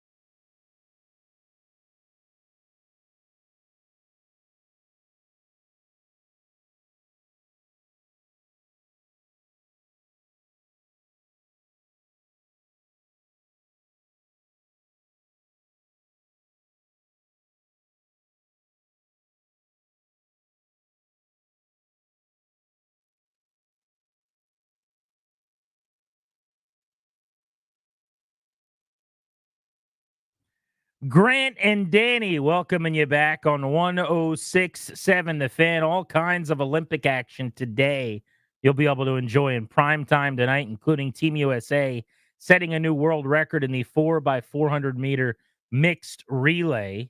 Won't spoil any more than that, but should be a quality evening of Olympic viewing on a Friday night for those of you into that kind of thing. We will win off the field before the end of this segment. I do want to put a bow on our conversation here I was fired up about. I came to the realization that even after being at practice yesterday and seeing the Guardian caps now covered with, I don't even know what they're calling it. It's like a cloth helmet covering that allows you to wear these in game because it looks exactly like your helmet. And they don't look any better. In fact, they're terrible on the eyes. And I just came to the realization there's no sugarcoating this. It's not the right take to have probably, but I don't want players wearing those in actual games, even though it's good for their health and they should, because it's less fun for me to see them look so goofy. And it kind of gave birth to this topic, which is the sports take that you are not proud of. Chris is in Hyattsville on G&D. What's up, Chris? Grant, listening to you, I feel like you missed your calling. You should have been a Roman emperor because you enjoy people fight to the death, basically. You like violence. But I'm happy that you can admit that on air. Yeah, we're not dying on the ice, ideally, but a hockey fight. No, but you love your pound of flesh, even. Yeah. So my take, my boomer take, and my son has told me this numerous times. I hate drip in baseball. Are you familiar with drip? What drip is all about? A bit like the bold fashion statements of the young player. Like, yeah, having, bright neon colors that have no resemblance to your uniform whatsoever, having the oven mitt in your pocket, just so many different pieces of unnecessary garb. It drives me crazy. And I know the kids like it. If it makes them enjoy baseball better, I guess so be it. But I can't stand it. The other day we were watching a video, and this kid hits a home run, and as he's crossing second base, he starts taking off his batting gloves and his helmet. It's out of control. So I will say this, that doesn't just work for this topic, which is a win. It does. It also works for the what's your oldest man thing that you'll say out loud on the radio today. Because, my God, do you sound 400 years old, Chris? I get where you're coming from. I don't agree with you. I think personality is really good. I like that Jazz Chisholm is cut from his own cloth, or, that dudes are going to wear a bunch of gear, to avoid getting hit by a pitch that maybe they don't need, and they take a long time to take it off when they get down to first. I got no problem with, CJ Abrams is a great example. He wears a alien chain while he plays. I think that's cool. You're watching on TV, you see him with the alien chain, and it gives you a little window into his personality, I think. But yeah, that's a 300-year-old man take, and I get why you're not proud of it, because you'd like to be able to just spend some time in a room with young people, but you can't. Let's go to John in Virginia. What's up, John? John, are you there? I am. Hey, how you doing? Good. What's your take that you're not proud of? Well, first, let me give you a little opinion on the Guardian helmets. Yeah, they're goofy as all hell. But I had a buddy who played here for 4, Buffalo for 3, and sometimes when I talk to him, he's just not all there. If he had that helmet, maybe he'd be all there. He'd still probably only would have played 7, but whatever. My take, you're going to love this for the radio. Everyone loves to talk about interceptions for the quarterback, but how many times have you seen an interception that's the receiver's fault? The quarterback's job is to get the ball there. The receiver's job is to catch the ball, but he tips the ball. We need a new stat for receivers called TPI, tip pass interception. That doesn't get called on your quarterback. Do you realize how much better some of these guys would be? Think about sexy Rex Grossman. Rex would have been way better by the numbers if you look back and see his TPI. Now, first of all, I'm 1,000% on board with this. Interceptions should not be held against quarterbacks who throw an accurate pass. There's a gray area here that's difficult, but I think we would just say if it was ruled a drop, which is different than did it touch the hands of the receiver by definition. But if it was a ball that should have been caught, almost like ruling an error in baseball, does the average receiver make that catch? and then it ends up intercepted, don't put it on the QB's ledger. Totally agree. I don't know if it would have helped Rex Grossman as much as you think, because most of those interceptions were earned by Sexy Rexy. But there are some guys out there that would have a few fewer picks. There's no doubt about that. I actually really, really like that. Last one here. Let's go to Joe in Annapolis on G&D. What's up, Joe? And he dropped immediately. Joe, you will get nothing, and you will like it. That means Ben gets the final say. Ben, you're on Grant and Danny. What's up? Hey, Grant. Love the show. Thanks for taking my call. You bet. Hearing your hockey fights one made me change mine. So the first one, I'd say video replay. I think we should get rid of it. It's good for nobody. Blown calls, missed calls, makeup calls, they're all part of the game. And I feel bad about it because my team has definitely been the beneficiary of some of those calls. And, you know, when it goes my way, I love it. But, you know, when it doesn't and they have to like call back a goal or, it was offsides or something, it just rips my heart out. Well, Ben, I appreciate your call. Could not disagree with you more, but that's not what this segment's about. I will tell you that you should feel bad about it because it's a terrible idea to get rid of instant replay because we get more calls right, man. Don't you want more calls right? I thought you were going to say I feel bad about it because obviously we should want calls to be correct, and I'm okay with them being wrong. But you're not alone. There are people every now and then when we use instant replay and we still can't get the call right, and it's kind of absurd in the fact that why are we even doing this if we have the ability to get them right and these refs won't overturn them anyway? I think people want to throw the baby out with the bathwater and say, let's get rid of it altogether. So I don't think you're alone, but it is the perfect answer to this discussion, which is the sports take that you might whisper around friends, but deep down you feel pretty strongly about.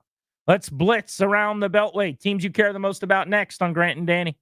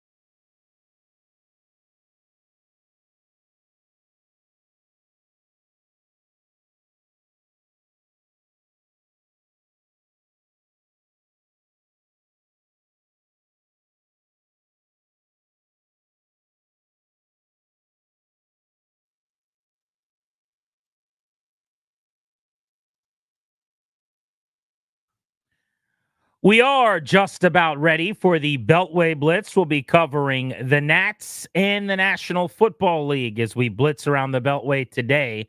All of our coverage of baseball on the Fan is presented by T-Mobile. Switch to T-Mobile and you can get tons of benefits and still save on every plan versus AT&T and Verizon. Use their savings calculator to find out how at T-Mobile.com/switch. The Nats are on the air tonight here on 106.7 The Fan. Pregame at 6:15, first pitch at 6:45 as they kick off their longest homestand of the season, 10 consecutive games at Nationals Park with Jake Irvin on the hill. With that said, let's get to the Beltway Blitz. And one of the voices of Nationals baseball, our pal Dave Jagler. Jags, before we talk about tonight's Nats game, we should let people know that on Tuesday, a very special Dave Jagler in-studio appearance. He'll be hanging out with me from 2 to 3 right here on Grant and Danny. You'll be happy to know that on the rundown, I've got a little baseball, also a deep discussion on long snappers. Nice. I was hoping you'd feed me like some gas station cheeseburgers or something. We have considered some cheeseburgers being brought in for you to sample. That could be on the itinerary. But no, it'll be good. How long ago was it that you were doing talk radio? I know that's in your background. Oh, man. Yeah, that was back pre-Nationals. I mean, 2001 to 2005 in Boston, and then in Charlotte in the 90s. So, yeah, it's I got to dig out my old headphones. Yeah, these things, like a relic from another age. They cover your whole ear. It's awesome. The non-headset mic headphones. They're non-headsets, yes. Dust those off for sure. But I am looking forward to kicking it with you. Danny's on vacay, so we'll have some of our favorite regular guests on in studio. But let's talk about these Nationals home for 10. Kind of curious to see what the turnout is like on the homestand. I know fans, it's been a tough week. They sold off some pieces, but there's still plenty of reasons to watch. Some very young, up-and-coming talent, including James Wood, on the roster right now. What's your kind of headline storyline as we kick off the homestand? Yeah, I mean, to me, Jake Irvin tonight, I mean, it's always a good night when he pitches. And yeah, I mean, I think the attendance has been great over the summer. We've got some exciting, giveaways here on this homestand. Got a post-game concert coming up next week. So it's going to be a good homestand. I mean, it seems like we've had so many 3-city road trips. We haven't had a 3-series homestand. So as you said, this is going to be the longest one of the year. And, James Wood, I thought, had a very good road trip. Coming out of the All-Star break, some good adjustments, back to drawing his walks again. And, C.J. Abrams has kind of been on again, off again. So now he's due for a breakout here with the month of August beginning today. And, maybe with the trade of Lane Thomas, we're kind of looking at the stopgap in right field now. And with Dylan Cruz playing a little bit of right field at AAA, maybe the countdown is on to see when Dylan Cruz is up here. So that's obviously something to keep an eye on. But as far as who's here now, James Wood has been doing great. And let's see if CJ can have a big month of August like he did in April and June. So every other month he's been on. So it's time for him to be on. Yeah, you mentioned Abrams and the weird season he's had. Maybe a top 5 or so player in baseball in April and in June. And then May and July, it's been a big struggle. What do you make of that? And do you agree with me that if you compare May to July, I'm actually way more encouraged by the bad July because it's not like he was swinging at everything. He was still having pretty good at-bats and had a decent process, and the results didn't really follow. Yeah, I'm totally with you on that. As far as July, I think May he was in a bad place. Maybe got a little too swing happy, and the team was struggling around him. So I've got to do it all. It's on my shoulders, and he got out of his game. And then June was back to attacking pitches in the strike zone and playing like he did in April. And I think July was better. He just didn't get a whole lot of hits to fall. I think teams also have been attacking him a little differently. I think we saw starting in the San Diego series and on the road trip, they're really attacking him with elevated fastballs and then going down and in with the breaking ball. So to me, if he can lay off that high fastball, he'll get back on track here in August. You mentioned Jake Irvin pitching tonight, 128 innings on the season. He has been the Nats' best pitcher. It's not really debatable at this point. At 27 years old, the big 6'6" right-hander has also been a horse. He's got a chance to finish the season strong here. What do you think it's going to take for him to not fall off and to continue to hang some of those 6-inning, 2-run outings that we've become accustomed to? Yeah, I mean, I think I feel he's in a much better place coming out of the All-Star break than he was going in. I mean, I think we've talked about before when I've been on, maybe a little fatigue caught him, and then that little 3-day, kind of just put the ball down over the All-Star break, and then getting back into his routine, starting the third game out of the break. I mean, there are a few more off days sprinkled in here in August and definitely in September. So, I don't know if the plan is for him to go, or for the team to go to a 6-man rotation at some point, but I think the extra days sprinkled in here or there will help Urban. I mean, as you say, he's got the frame, he's got the build.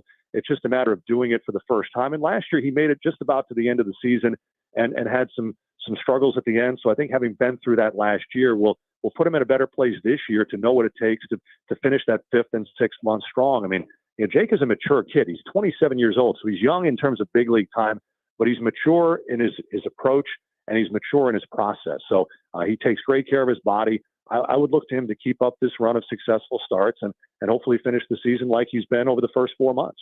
Jags, you referenced James Wood earlier and the fact that he's been swinging it pretty well on this recent road trip. OPS over 900 over his last 7 games. What have you noticed from him in left? Is he getting more comfortable out there after, the first homestand where it was pretty clear he just hadn't played left field a lot? Yeah, I think it's still a work in progress. I'm really encouraged by what I've seen offensively. I think defensively there's room to grow, but I mean, again, he's 21. It is a new position for him. He's obviously a terrific athlete. I just think sometimes it feels like he's struggling reading the ball off the bat. There's some balls that, kind of dropping in front of him. It seems like he's more comfortable playing deep. So, kind of his first movement is a little bit slow, that first step reaction when the ball is put in play. I think that's just a matter of trying to read the ball off the bat better and making better decisions there. I mean, I think once he's able to get going, we know he has closing speed, and he's honestly, Grant, had the ability a couple times where he's misread the ball. He covers so much ground. His reach is so long, he can actually still make a play on a ball where he is kind of fooled on it. We saw that on the road trip where he came in, had to go back, and he reached up with that long arm like he was grabbing a rebound, and he still made a really nice catch. So it is a work in progress, and I think that the more reps that he gets out there, the better. And it's clear that they want him to be out there because after the trade of Lane Thomas, they could have put him in right field those games in Arizona, but it was Call, it was Blankenhorn and Wright. So I think they're committed to him getting comfortable in that position here over the last 2 months of the season. Tuesday, in studio, 2 to 3. Tell your friends, Dave Jagler on 106.7 The Fan. Look forward to it, buddy. We'll see you then. I'll tell my friends as well. Be good. There's Dave Jagler on our Beltway Blitz on G&D. Let's keep it moving. And talk a little football after last night's Hall of Fame game with our buddy Benjamin Brown. So, Ben, why don't we start with the 2 teams that played? The Chicago Bears have the 3rd easiest schedule. Caleb Williams, who we didn't see last night, the number 1 overall pick, might have the best trio of wide receivers to help him out in all of the National Football League. How much of a chance do you give them to be a surprise playoff team? Yeah, I mean, I think in a lot of ways the market has in some ways caught up to them. I think, obviously before heading into the draft and free agent cycle, they were probably a team to buy into, but, they very much, I would say, kind of hit the nail on the head in every single angle from, an off-season standpoint. And I think in a lot of ways are kind of this trendy up-and-coming type team. And to be honest with you, I do want to buy into the hype. I do think it's valid and justified. Like you said, I don't necessarily think they're the best wide receiver unit in football, but they have to be close. And if you buy into Caleb Williams at all, this is a team that when you look around the rest of the NFC, like there is some potential to be relatively underwhelming from a lot of other teams. And they are very much a team that I think could not only make some noise getting back to the playoffs, but could even maybe win a playoff game and really establish themselves as front runners for the conference, I would say, when it's all said and done heading into next season. Speaking of trendy up-and-coming teams and the Texans, do you think C.J. Stroud duplicates last year's performance statistically, like adds to 4,100 yards, goes over 25 touchdowns? Or is there going to be a little bit of give and take there because there's going to be adjustments made to him even though he is improved? Yeah, I very much buy into the idea that, a second-year player with some film under him is maybe a little, not necessarily easier to defend, but there's more variety in the ways in which you can approach him. I also think in some ways, his turnover-worthy play rate didn't really match up with the number of interceptions he actually faced. So having a little bit more of those setbacks as well, like there is definitely some room for him to regress. Now, the opposite side of that argument is obviously, continuing to surround himself with, adequate adequate and, above average playmakers at the wide receiver position, I think could maybe in some ways circumvent that. But I expect even with a little drop off for the Texans to kind of still be in the very much thick of things. I think defensively, they're still kind of evolving and arriving, but are going to be in a better spot in DeMeco Ryans' system in this next year. So I think even with a little bit of a setback from CJ Stroud, which should be fully expected, I very much think that, the upside case for them very much makes sense with kind of what we're hearing from a lot of the people that kind of are hyping up some of these teams headed into the, regular season big games. Ben Brown covering the NFL for us here on our Blitz. Bill Barnwell of ESPN wrote a really good piece about Brock Purdy last week and about what he might be able to get on the open market when it's time. And he suggested $65 million is not out of the question. And he kind of ran through a bunch of why that might happen. Well, right now, the story on him is he's throwing a lot of picks in practice, which I think is outrageous and stupid and doesn't matter. And I can't believe that's a story. But I do want to know, do you view Brock Purdy as like a top shelf quarterback who is actually the reason San Francisco's offense works, or a beneficiary in a lot of ways that is replaceable by Kyle Shanahan with those weapons? I think it's a really good question and one that we still probably don't have the full answer to. There obviously are arguments and people on both sides who feel really passionately about it. But to me, like the situation around which Brock Purdy has been most successful has been, a symptom of Kyle Shanahan being so great at a yards after the catch ability and a really strong receiving unit. And I think the question is going to be with Brock Purdy, if you pay him top of market range and you lose some of these guys like the Deebo Samuels or maybe the Brandon Ayuks of the world, like, can he elevate an offense then? And that's still the question that we're not really going to have answered until he actually does get paid. I'm assuming he is at least going to get top 10 type money. But for me, I think in a lot of ways it is going to be similar to, a Kirk Cousins type situation where he could even put up really good stats, but come that must-win type game in the playoffs, it might not be enough for him to actually get there on a veteran type deal. So winning with him on a rookie deal is a completely different calculation than what it would be on a veteran deal. And I think for that reason, I would have a little bit more pause in paying Brock Purdy than what I think even the San Francisco 49ers are going to do coming up here in the next year or two. It just seems to me as if we do have the answer. Everyone says that we don't, but they went to the Super Bowl before Purdy with Jimmy Garoppolo. And I know that their offense is better now, but I feel like that is the whole point, right? The previous quarterback, who we all know is not that good, who went to Vegas and got benched for Aiden O'Connell, who the receiver show on Netflix told us Devontae Adams couldn't stand. They were in the Super Bowl and should have beat the Chiefs with him. Isn't that the answer? Yeah. It is. And I think that's really got to be like the pushback. And to me, like, I know Brock Purdy, people think is key to that, but like if they lose Trent Williams this year, even if they have Brock Purdy in the fold, that's going to be a completely different looking offense and one that could struggle quite a bit. So I think if you don't buy into Brock Purdy, I think this year is really a key point in maybe the development not necessarily being at the top end range that we projected in the past couple of seasons. When that happens, I do think we very much are going to have the answer, like you said, for sure. So I couldn't really fully grasp yesterday what was changed about the rule with the cheat motion, as we call it, that the Dolphins and the Rams and some of these other McVay, McDaniels, Shanahan teams, all those guys that were here in Washington do. But for people listening, it's the thing the Dolphins did, where they got like running head starts and started to go up the field at the snap and made famous, and then everyone started doing it all over the league. And now it sounds like it's going to be penalized or flagged differently.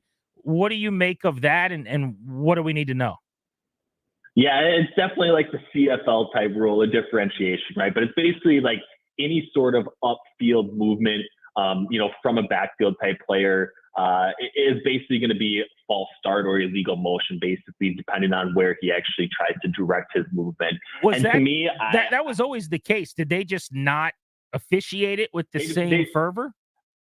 I think they didn't initiate with the same fervor. I think if there was like a symptom of them running straight in line, they wouldn't necessarily call it. I think it's going to be like kind of a point of emphasis. And I do think we have some of those evolutions of rules happen where there's going to be more of a focal point on it. And I do think we're going to see it probably flagged more dramatically than what it definitely should have been, I would say, in prior seasons. And I think overall, it's probably going to help defenses a little bit for sure, but probably not be all that dramatic of a move that we're really going to see on, a macro type level from a data perspective for sure. What is your expectation for Jaden Daniels this year?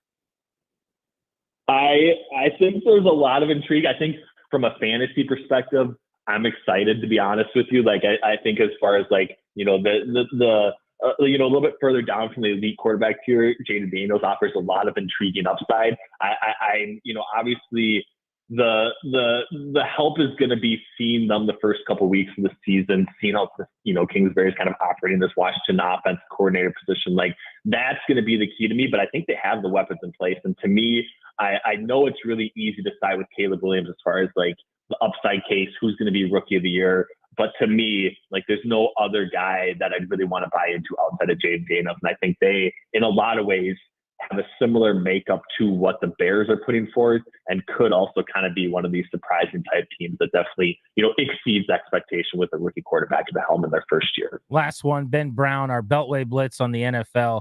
Eagles or Cowboys, who wins the NFC East? That is a good question. I honestly am not in love with either. I think when it's all said and done, I'm more inclined to see the Cowboys kind of have the wheels fall off. When that happens, I do think it opens up, doors for other teams. I am still in some ways concerned about, the Eagles' direction at both offensive and defensive coordinator positions. I don't know if Kellen Moore is necessarily going to fix what the issues were offensively last year. So I think both are probably worse off. And I think the Eagles probably win in what's a little bit more of an ugly division than what we're kind of projecting right now, for sure. Ben, we appreciate you, bro. Good catching up. Thanks. Thanks, guys. Have a great show. Enjoy some football. Yes, sir, we will. That is your Beltway Blitz on Grant and Danny without Danny today on the Fan. At 5 o'clock, Robert Mays of The Athletic, who's on a camp tour to discuss some of the stops he's made.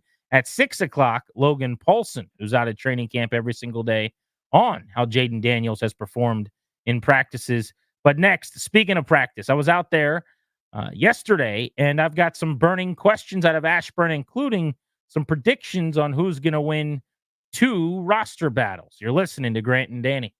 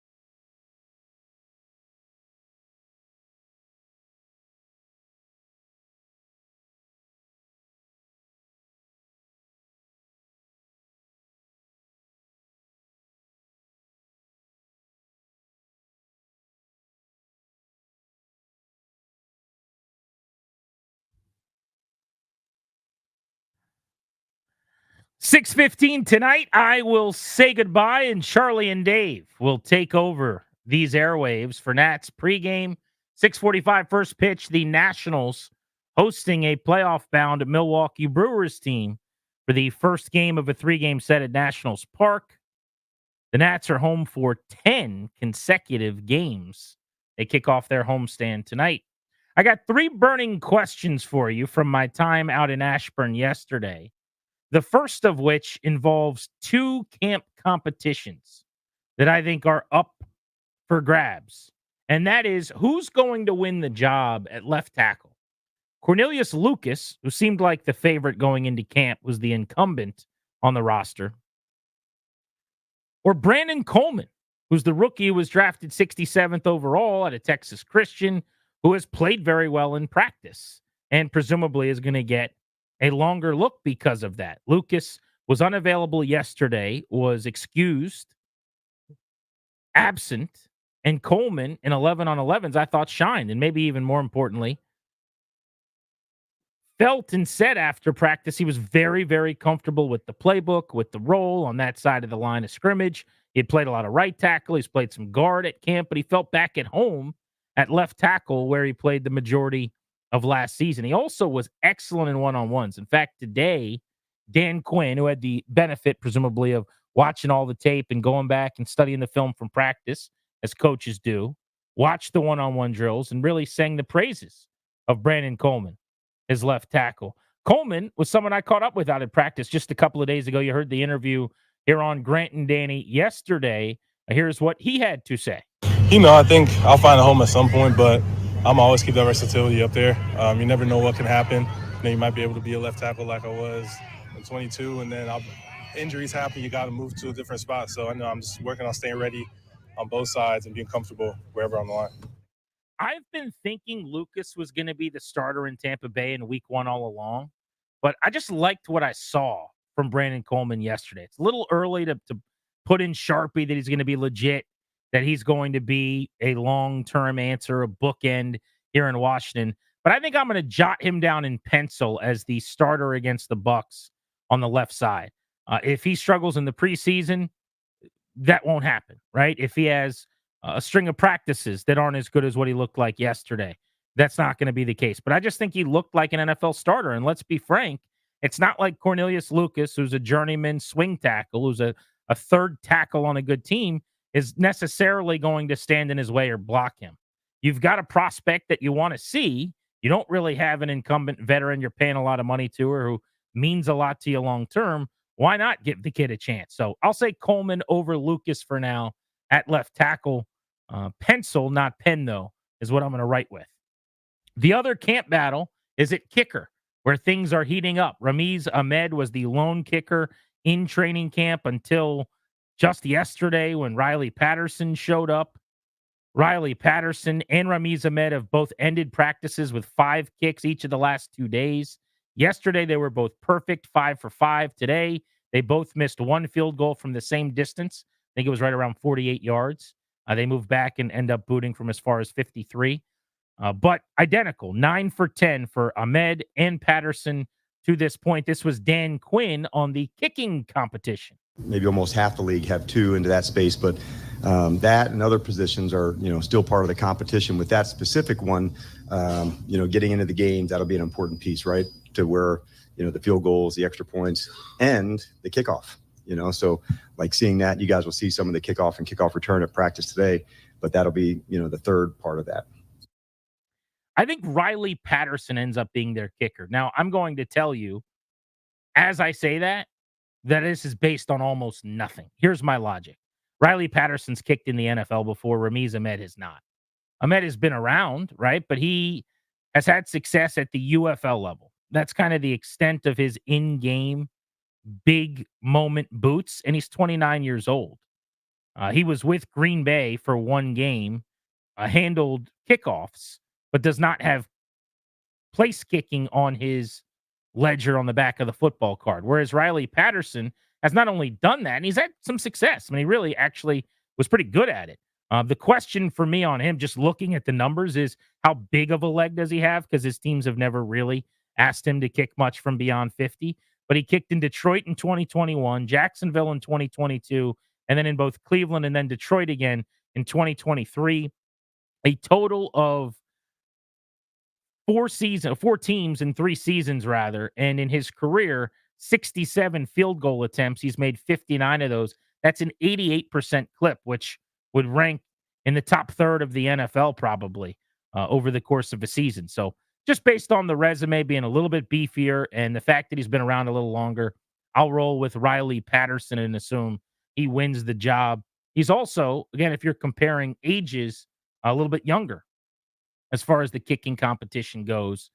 So you have a guy who's got more experience, and he's 5 years the junior of Ahmed. So worthwhile to maybe keep him around as someone you could possibly build with on special teams. Question number 2 of my burning questions to answer coming out of training camp. Why is there not more juice for Jaden Daniels? I cannot figure this out. What am I missing? The last time this team had a number 2 overall pick quarterback who had won a Heisman, he couldn't get to the practice field without wading through hundreds of fans trying to stop him for autographs and pictures. Everywhere Robert Griffin went, people chanted, RG3. And I feel like nobody cares that Jaden Daniels is having a really good camp, that the reviews have been off the charts, that everybody's raving about what a worker he is, that he's slinging the ball really well. He's been accurate. It seems like you can't put together as good a camp as he has, that you couldn't have imagined him to look this good this quickly. And no one said a negative word about the guy. There's not one person in the building that is fueling the fires or fanning the flames of any kind of fear that he's not going to be the guy, that they don't like work habits. I mean, that's the kind of thing that's been happening around here for years. But everyone's pulling the rope in the same direction. They all want this guy to succeed. Another reason why he might. Just that they're doing this thing the right way. One of the most Jaden Daniels friendly analysts in the country, a guy that absolutely loves him, is Ryan Clark of ESPN. Here's what he had to say today about Daniels. Jaden Daniels is going to have that CJ Stroud type of year. That feels bolder. That feels bolder to me. He's going to be that guy that we're talking about going into next year with a chance to launch himself into the upper echelon of quarterbacks. I just left Commanders camp, and everyone is raving about the person he is, and we've already seen the player. So I didn't realize this until today, but Ryan Clark's son, Jordan, played at Arizona State with Jaden Daniels. So I'm not dismissing any of his takes on Daniels, but I've always kind of thought, man, do they share an agent? Like, God, he loves Jaden Daniels more than anyone I've ever seen on TV. But here's the thing. He's allowed to, because all Jaden Daniels has ever done is perform. So he knows Daniels personally. I'm sure they have some relationship. His son was at Arizona State with Daniels, but that sounds almost nefarious, or like I'm poking at why he likes Daniels, when the fact is he might have just been one of the first ones on the scene. He might have been around the kid, saw he was the real deal, saw what kind of worker he is, saw that he had an NFL demeanor and makeup, and then watched him on the field at Arizona State, even though he was kind of shell of what he came at LSU, and decided this guy's going to be the next great thing in the NFL. So I'm not going to dismiss Clark's take or opinion on Daniels based on how close he is to the player. I'm going to actually choose to assume he's got good information on the type of person that Jaden Daniels is. But he is buying all of the stock, it seems like, and he's talking about a possible CJ Stroud season, which should be music to your ears. Which brings me to burning camp question number 3. How many Rivera draft picks are going to be on the chopping block this summer? Have you guys thought about this? I was talking to Ben Standig of The Athletic on the sideline yesterday, and then we were walking to our cars after practice. And we were bouncing some names off each other. There are going to be a ton of Rivera-era draftees that are on the bubble that need to really help themselves in the preseason. Here are some names of some guys. Now, some of these guys are going to make it. It goes without saying. But these are the types of guys I'm talking about. A former first-round pick in Jamin Davis, who's practicing at a new position, who's not really flashing a ton yet. I think Jamin Davis makes the roster. I'm not convinced of that. Maybe he ends up getting traded. That might be the best scenario for everybody. Could a first round pick just a few years ago be released by this new staff? It's very possible. How about former second round pick Fidarian Mathis? Same thing. You've got Allen, you've got Payne, you drafted your own second round defensive tackle in Johnny Newton. You've got guys like John Ridgway who have played okay in a pinch and when asked to get on the field and push the pocket, they've been able to. We should not be in a situation where a Davis round 1, Mathis round 2 are cuttable this soon into their career when they're not really making a whole lot of money. But here we are. It was just a disastrous run of drafts for the Marty Party. I would say that fourth rounder Braden Daniels is in trouble. Is third round pick Ricky Stromberg, the interior offensive lineman, going to make this roster? Sixth round running back Chris Rodriguez, who I really like, is in a scratching, clawing fight for a roster spot. I think KJ Henry should be expected to make it as the last defensive end in the Clemson product, but he is on the bubble as well. Get ready. I just think there's going to be a huge departure from a lot of these young Rivera players that were drafted. This was Dan Quinn talking about Jamin Davis this week. Yeah, Dave, that's one of the positions that I spoke about, to have multi-position work, and we'll continue to do that with him. He's got speed and length, like an outside backer does. So you need work at it, and it's not something that I'll know in 1 or 2 days. So we'll work all the way through to add another pass rusher to a group. That adds depth, that adds value. So you'll see him some in some third downs and some 2 minutes, working off the edge, just to keep pushing. What else can we do? How else can we feature players? And Jamin's a perfect example of that, Dave. I think it's becoming in vogue to talk about Davis getting cut, or it's certainly starting to become the trendy discussion. I get the discourse. I don't buy it yet.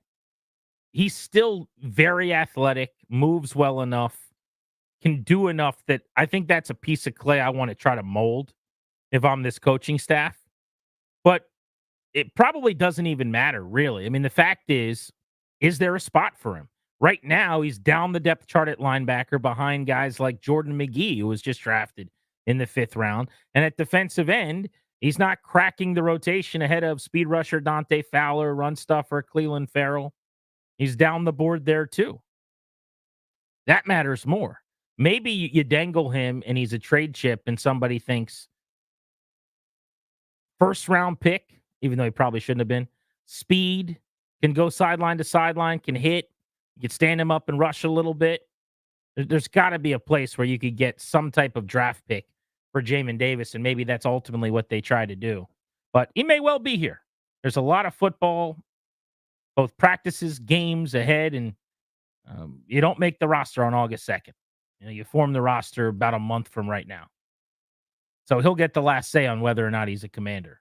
That's the beauty of this game. Next on Grant and Danny, the stadium over in Landover, Maryland, formerly known as FedEx Field. I now call it the X. It was ranked among 89 other sports venues, 1 through 90, all of the major sports in the country, based on reviews of people who have been to games there, Yelp and Facebook and otherwise. Where do you think the X ranked out of 90 arenas, ballparks, and stadiums? This is fun. We'll do it next on G&D.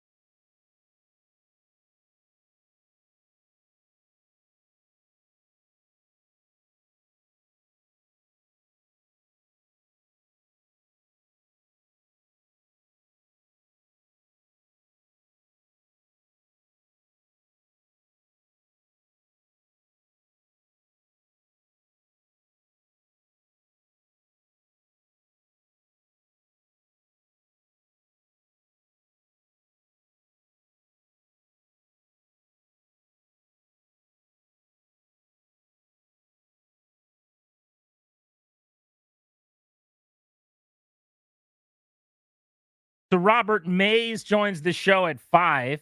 He's been on an NFL camp tour that included the Commanders over the last couple of weeks. So I'm looking forward to spinning around football with him right here on G&D without Danny. He is on vacation starting today through next week.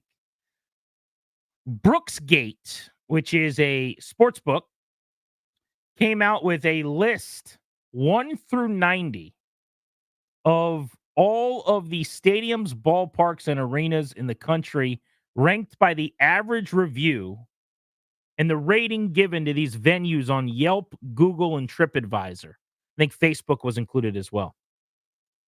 So I don't know how mathematically involved this was or how gospel anyone should assume this to be, but it's also not just a list where someone says, oh, yeah, I've been to Truist Park once, and I think it's better than the Kia Center that the Magic play in or Ball Arena where the Denver Nuggets are, okay?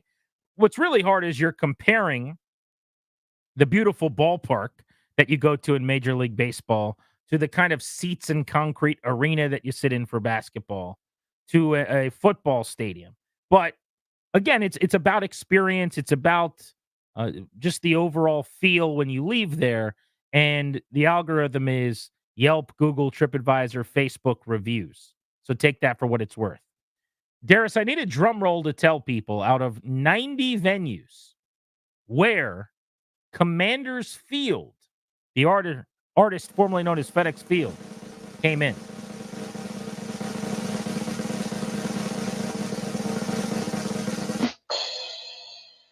Commanders Field ranked 90th out of 90 venues, which feels about right. Although I would tell you that the Oakland Coliseum, where they have sewage that routinely backs up and broadcasters have had to tussle with animals that are running around in their booth as they're calling play-by-play, and where they, until very recently, played football games with baseball infield dirt in the middle of the field.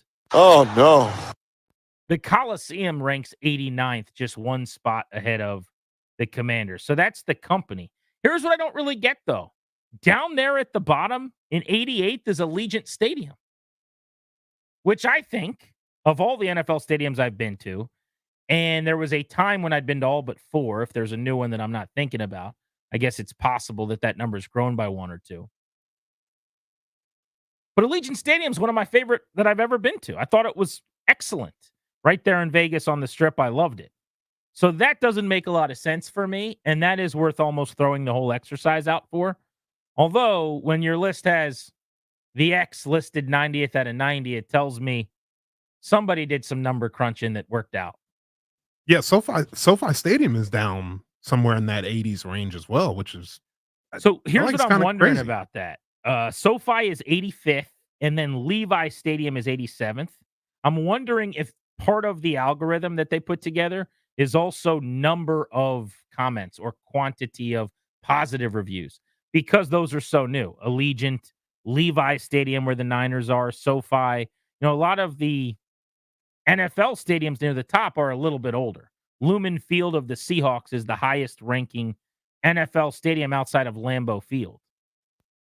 The next NFL stadium on this list, just scrolling quickly, would be Heinz Field, which is now called Acrisure Stadium, I think, for the Steelers at number 16. Lucas Oil in Indianapolis, 17. But it's a lot of ballparks early on. The top 5 venues in America, according to Brooksgate, are Lambeau Field, which is hard to argue with from a football standpoint. I've had 2 of my best NFL viewing experiences and days I've ever had at Lambeau Field. If you've never been, you should absolutely go. If you take nothing else out of this radio show today, the next time Washington goes to Green Bay, you should go to Lambeau Field and do the full Lambeau experience, park in someone's driveway, go to the bathroom on their toilet, eat in their garage. Like, these are things that happen in the neighborhood there. You pay $20, $30 and you get a full day at their house, basically, and waddle over to the stadium and just enjoy it. It's the best. But Lambeau's 1. PNC Park in Pittsburgh is 2, which is my favorite ballpark in America, probably. Camden Yards In Baltimore is 3. Can't argue with that. Grew up going there. It's immaculate and gorgeous. Utah Street with the longest building on the East Coast, the warehouse jetting into right field. Busch Stadium, where the Cardinals play, being 4th. That's aggressive for me. I think that's a nice ballpark, but settle down. And then Oracle Park in San Francisco, where the Giants play, widely considered to be right there with PNC and Camden among the elite in Major League Baseball, is 5th. They also have Fenway 7th. That's a great baseball museum, and that's a really historical, amazing place to go. But I'm not a big Fenway guy. I think Fenway's overrated.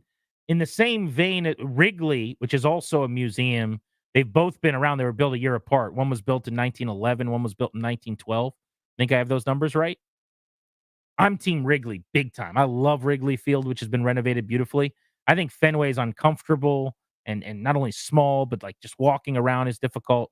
I'm not a huge fan of Fenway, if not for the history anyway. But obviously, it's worth going to. Yeah, and just and just to round out the couple other DC sports ones, Nationals Park ranks 32, and then Capital One Arena, home of the Wizards and Caps, ranks 70th.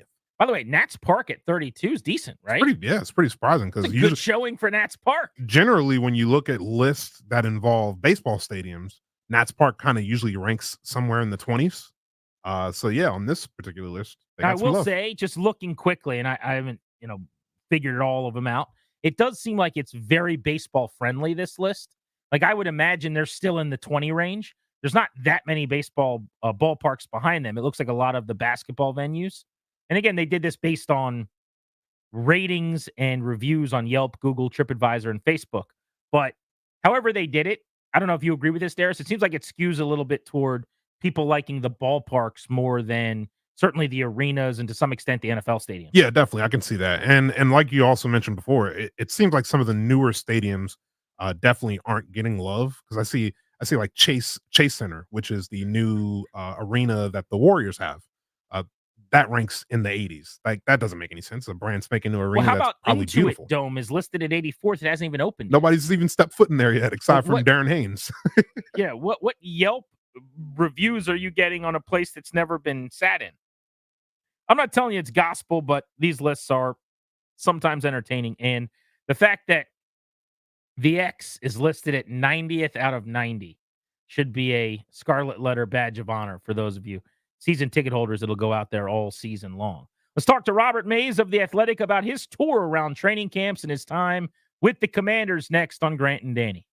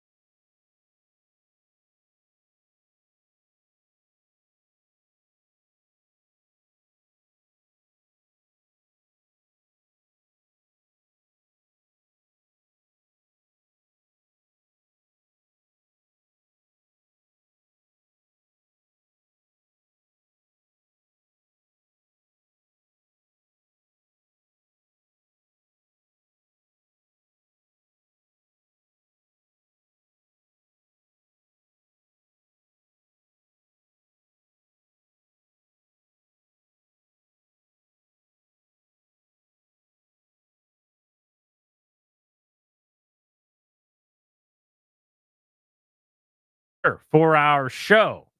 The law firm of Condori and Murad will guide you and your family in the right direction. They'll help you draft a will, set up a trust, or create a healthcare power of attorney. Schedule a free consultation with their estate planning attorneys at kmlawyers.com and be sure to tell them Grant and Danny sent you.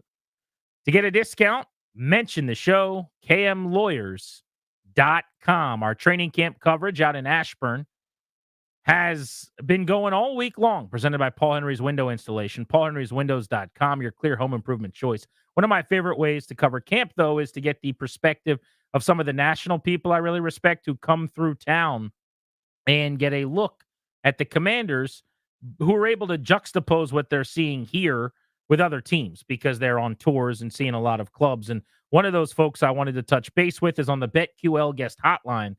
Bet smarter to beat the books. Download the BetQL app. Visit BetQL.com. That's Robert Mays, the host of the Athletic Football Show. You know him from his work previously at Grantland and The Ringer. He's outstanding. Robert, thanks so much for the time. It's Grant Paulson in D.C. How are you? Doing well. Appreciate you having me. My pleasure. Let's just start with your thoughts on the Commanders, the vibes of their camp as you dropped in for a day. It seemed really good. I mean, I'm not surprised. I think that Dan Quinn, that's what you're banking on, right? That's what you're looking for when you hire somebody like that, who's going to bring a certain level of energy and just a certain approach. And obviously it's pretty far removed from the way that things have felt there over the last several years. I think we all knew that was hopefully going to be the case with new ownership. And I do think that Dan is the type of person to, at least early on, kind of change the way that people feel when they're coming to work. And that was kind of my general impression of how things felt over there. Robert, I know in one practice, you may or may not get to see a ton from individual players, right? But Jaden Daniels has looked very good by all accounts. I want to know what you saw specifically, and maybe more importantly, what you heard from the people that you did talk to in town about the rookie QB. Yeah, I never like taking one day and making any grand proclamations about it because some guys look good, some guys don't. You're going half speed. If we're trying out different personnel groupings, like training camp is just such a crapshoot in that way. So I did think that he made some very impressive throws down the field. I was there on Tuesday, and Tuesday they probably had 3-4, 20 to 40 yard completions down the sideline. He had one to Jahan Dotson on a slot fade that was really impressive. From a football perspective, I would say some of the movement in the pocket and some of the things he did a little bit later in the down were impressive to me just because at LSU he took off a lot in those situations. So seeing him kind of play from the pocket a little bit deeper into the play was encouraging. I would say the bigger takeaways, the more important takeaways, though, are what you learn from people or hear from people during conversations. And talking to somebody on the offensive staff just about the way that he processes the game and how impressive that part of it is, that's what's encouraging to me. Obviously you can pick up some of that when you're watching a guy play in college, but you don't know necessarily what the progressions are, how he's seeing things. And from everything that I had heard, just how developed and how mature he is mentally at this stage, a week into camp, is a notable bit of progress from a guy who obviously has a ton of physical talent. That's never been in question. More of a broad question for you here, Robert, and Robert Mays is my guest, the Athletic Football Show. You mentioned not liking to base a whole lot on one practice, right, worth of eval.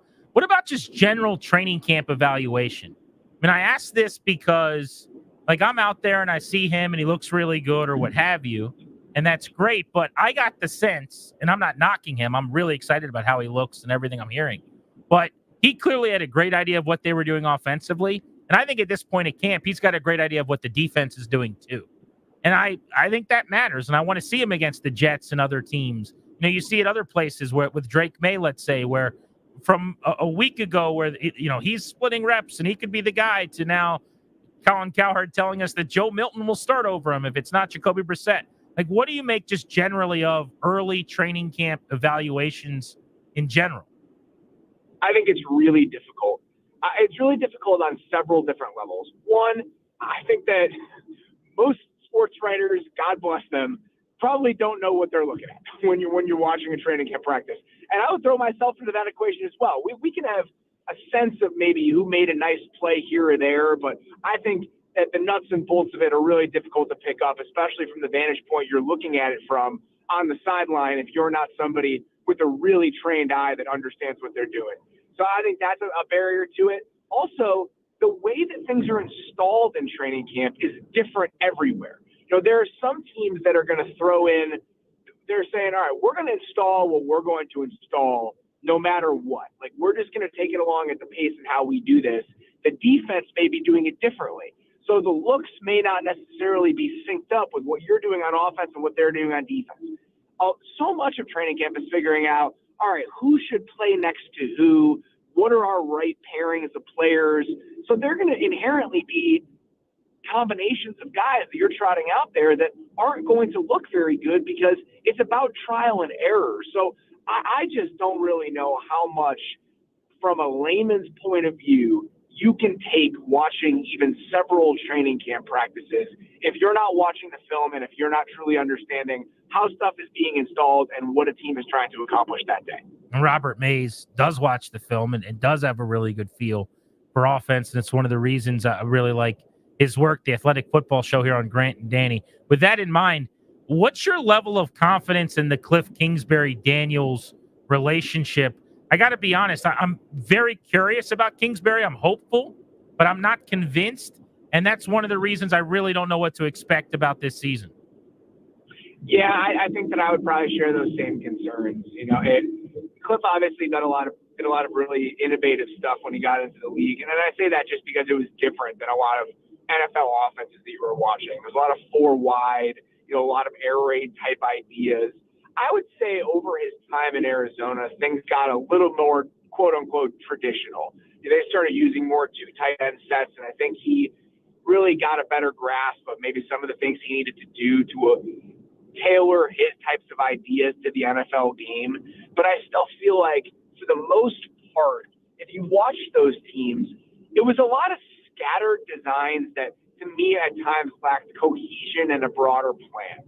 If you look at the best offenses in the league and the connective tissue and the things that tie them together, one thing leads to another.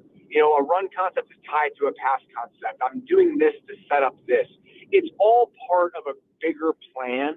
And at times in Arizona, I just never got a grasp of what that bigger plan was. So even if there are some interesting ideas with, well, I'm going to use this guy in this way, and you can kind of trot out those sorts of talking points in July. When you get into the season and it's about having a core set of beliefs that you can build on and innovate with, and I just have issues and potential concerns with that based on how things went the last time we saw him doing this in Arizona. Yeah, ranked 16th, 15th, 14th in his 3 full seasons as the head coach and play caller in yards per play with the Cardinals. One more thing on the Commanders, and then I want to bounce around to some of the other camps you were at. Just how much better do you think this defense might be with Quinn and Joe Witt taking over for Rivera and his staff, and with all the moves they made, including Dorrance Armstrong up front, Bobby Wagner in the middle, Jeremy Chin on the back end? It's going to be a lot of new faces. There's no doubt. And I think I'm encouraged by what they can be. I understand a lot of the moves that they made. A guy like Frankie Luvu and some of the flexibility that Frankie Luvu provides you. Jeremy Chin is the same idea, where I think that one of the benefits and one of the real strengths of those Dan Quinn defenses in Dallas is that they had a lot of different personnel that they could throw at you. They played a lot of 6TB looks, etc. I don't think they'll do that necessarily quite as much because the linebackers on this team are better and deeper than they were in Dallas. But that same flexibility, I think, is something that you're searching for, and just play style. In conversations with people there, and Dan specifically, the guys that they added this offseason, I think it was more about, we want to make sure we're bringing a certain feel of player and a certain mentality to this group. And I think that they accomplished that. Dorrance Armstrong, I always felt, was a guy who really embodied the way the Cowboys wanted to play. He played with a certain attitude. You have that guy. Frankie Luvu plays that way. Mikey Sainristil, I think, really set that sort of feeling for the Michigan defense that you watched last year. So one of the things that I think was so cool about those Dallas defenses is you could feel the energy that they brought every single week, even if the schematics of it all weren't necessarily the most complicated, and at times I think were almost a little bit too simplistic. But if you're bringing a certain vibe as a defense, you can overcome some of those shortcomings in terms of the structure of it all. And I think the guys they added this offseason, they have a chance to potentially get to that point with some of those sorts of players. The Commanders, just one of the stops Robert Mays has made as he's traversed the National Football League training camp carousel over the last week. Let's go to the Cardinals. I know you were out in Arizona at one point with them. They drafted Marvin Harrison atop the board to help Kyler Murray. They're coming off their second straight 4-13 season. This sounds funny to say because I was making fun of the Gannon hire and his opening, foray as a coach as much as anybody. But I'm surprised when I looked them up to see they were 4-13. I would have guessed like 6-11. I feel like they played a lot of teams close. They were a pain in the butt. They get Murray back for a full season now. What's the sight line for them? The comparison that I've made, and I think that it actually works in a bunch of different ways, is that season last year from the Cardinals reminded me a lot of the first Dan Campbell season in Detroit, where there's not a lot of talent. They're just doing everything they can to rebuild and reset the roster, but they played hard, and you could just feel the transition in what the roster felt like and just the play style and just the overall approach. And I think that Arizona was very similar. Obviously the Lions traded out their play caller halfway through the year, but Ben Johnson eventually takes that job. And I thought they were doing a lot of really interesting things in the back half of that season for the Lions. You can say the same thing about Drew Petzing and what he was doing in Arizona last year. This is a team without a lot of talent up front that was the most efficient rushing team in the NFL down the back half of last season. And I think that that's because of the person dialing things up and because of maybe some underrating that we've done of the personnel. You drop Marvin Harrison Jr. into there. You have Kyler Murray, who looks much more comfortable in that system by the end of last season. And I really think they have a chance to surprise some people offensively. On defense, they're still piecing it together. That's very much a work in progress. But I think they want to be, a team that's consistently competitive, could potentially finish around 500. And that sort of outcome and that sort of season would put them pretty much in line with that trajectory that we had seen from Detroit in their first couple of years. Let's head to the Chargers. You were there before we found out Justin Herbert's dealing with plantar fascia, is not going to be able to play again until probably the first week of the season or so, right around week 1, which isn't going to help them get ready. But having brought in Jim Harbaugh, new GM Joe Ortiz, new offensive coordinator Greg Roman and Jesse Minter with the Michigan ties on the defensive side, I get the sense Harbaugh is not trying to do a long rebuild, years and years of trying to build this thing up. But, man, is that Herbert lost this preseason with the new offense and new teammates seemed damaging. What did you make of your stop there? They really couldn't add much this offseason because even though it's not a long rebuild, they kind of took their medicine from a salary cap perspective that I think is going to set them up okay to be ready next year to start adding pieces again. But for the most part, it's Joe Alt, it's Junior Colson, it's the draft picks that they were able to make, Ladd McConkey, and really the only notable multi-year free agent signing that they had was Will Dissly, the tight end. So they're pretty much rolling it back out this season with one new tackle and mostly the same personnel on both sides. But they still think that they can have some real results, I think in part just because of a change in priorities. The run game under the previous regime was just allowed to kind of die on the vine. They didn't spend enough time on it. They didn't prioritize it enough. And they're really hoping that if they look to an offense and an offensive system that lives through that can be the bones of kind of how they play and what their identity is, that they can get a ton better play along the offensive line and they can really establish themselves as a team that runs the ball efficiently. And everything else can kind of flow from there. Justin Herbert overcoming a lack of weapons. And that's a real big bet on Jim Harbaugh and Greg Roman specifically, where even if the players aren't better, we're going to get different results because of how we approach this. And it really did seem like that was the set of bets that they were making. And, without Justin Herbert, obviously it doesn't all come together. But if he can get back healthy, we'll see what sort of outcomes they get on the other side of that. Yeah, it's a floor-raising endeavor, if nothing else, to make sure that running game gets its act together. Maybe doesn't elevate the ceiling right away, but that's where Justin Herbert and some of the playmaking he can do down the field comes into play there. The other of the LA teams, the Rams, who you made a stop in with, this is one of the most difficult teams to peg, I think, right now in all of football. We know the Niners are going to be a tough customer in the West. I think you stopped in with the Seahawks as well. I feel like they're going to take a step back. But are the Rams a true contender still, a playoff team post Aaron Donald here? They drafted the 2 Florida State kids up front with Jared Verse and Brandon Fisk, and maybe the whole thing surrounds Matthew Stafford's health. I should also point out that if you guys want, you should check out Robert's interview with Sean McVay. Did an hour sit down, which was really, really cool. But do you view the Rams as like a double-digit win team on paper going into the year right now? I do. I just think that the ceiling for the offense is incredibly high. And obviously they lost Jonah Jackson already, which that's a concern just because he's had a real injury history when he was in Detroit. But this team was one of the most efficient offenses in the league last year when Matthew Stafford and Kyron Williams were both on the field. And if Stafford can stay healthy or relatively healthy for 15-ish games, and Cooper Kupp is coming into the season healthy, and he's practicing full speed, he looks really good. This is a group that I think has a chance to be the best offense in the league if things break right for them. Defensively, obviously, there are more questions, but I think they really did a good job of solving some of the problems from last year. You go out and get a guy like Cam Curl, who, I mean, you guys know in Washington, obviously, isn't a superstar, but is a solid player. Darius Williams at corner, same sort of deal. If you can piece it together on the back end, and those guys, the young defensive linemen that you're talking about, the aggregate from those guys can give them solid play up front. I think it can be a frisky defense that gets to a level that if they really hit their ceiling on offense, they can compete to not only win the NFC West, but maybe even do more than that when we get to the playoffs. Last team I'll ask you about from your tour is the Eagles back here on the East Coast in the NFC East. Something was sour. Something was broken and was just rotten internally at the end of the year. Sirianni survived. They have new coordinators on both sides of the ball, Kellen Moore, Vic Fangio, and operation number one, I'm sure, is getting Jalen Hurts back to playing at the level where he was an MVP, prototype and outdueled Mahomes in a Super Bowl loss. What did your stay tell you about whether or not they can knock off Dallas and get back to the top of the division?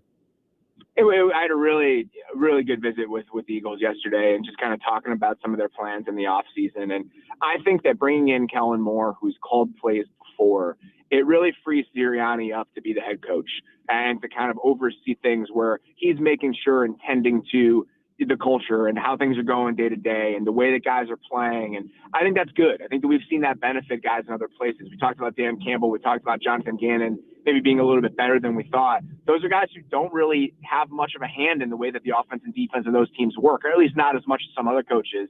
And I think that change in purview is potentially beneficial for Sirianni. And then what Kellen Moore is bringing, I think that offense last year and the way that it was structured under Brian Johnson, they were just trying to keep things rolling from what Shane Steichen was doing. And I think that the little ways that they tried to innovate weren't additive to taking the offense in a new direction. And by the end of last season, I think you had a system that had stagnated to the point that it was no longer fit for the modern NFL. And some of the ideas that Kellen Moore is bringing in, whether it's more motion, how Jalen Hurts is reading stuff out, a bunch of different elements of this, I think that they have a chance to be better equipped for anything that defenses are going to throw at them. And, that's a rosy outlook that we can easily have on August 2nd. We'll see what happens when the games actually start. But I understand the plan this offseason and how they were going to try to get from where they were at the end of last year to where this team was back in 2022. You guys should be following Robert on social media. He's at Robert Mays on Twitter. The tour continues. Appreciate you carving out a few minutes for us today. Thanks so much, and travel safely. Absolutely. Anytime. Robert Mays of the Athletics Football Show here on Grant and Danny on the Fan. Logan Paulson to localize the conversation coming up at 6. He's been every Commander's practice all camp long. Next, we are overdue for an audio vault, people. And with Danny not here today, the kids get to run the asylum a little bit. And we're going to audio vault this thing right here on Grant and Danny.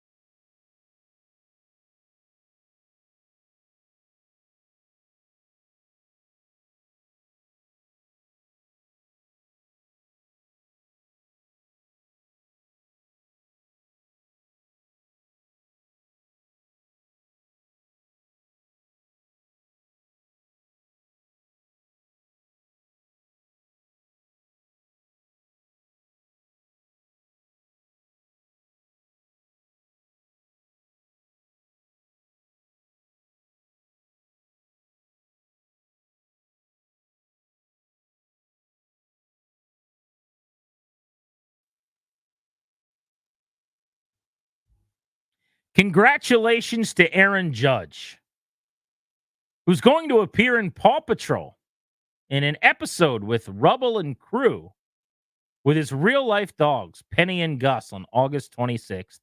Judge's wife, Samantha, is going to serve as the guest voice of Penny the puppy. It's a big day for Aaron Judge. You are making it on Disney. My kids will know who you are. Congratulations to Aaron Judge. It is time on G&D without the D part of the show today to give you an audio vault, some of the best audio we found while scraping every nook and cranny of the internet.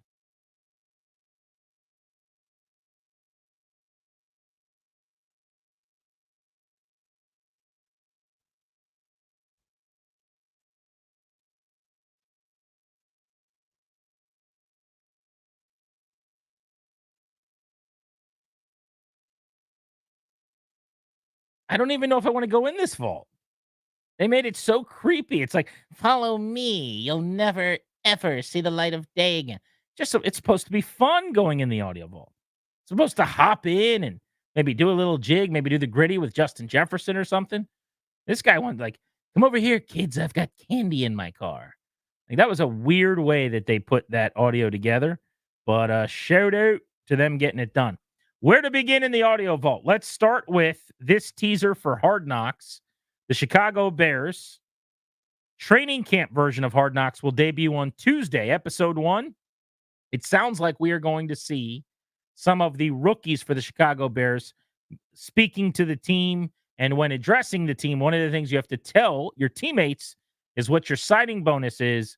And needless to say, Caleb Williams, the number 1 overall pick in 2024, got a pretty big signing bonus. Caleb Williams went to USC in Oklahoma. Horns down still. Fight on. Yeah. And my signing bonus is 25.5.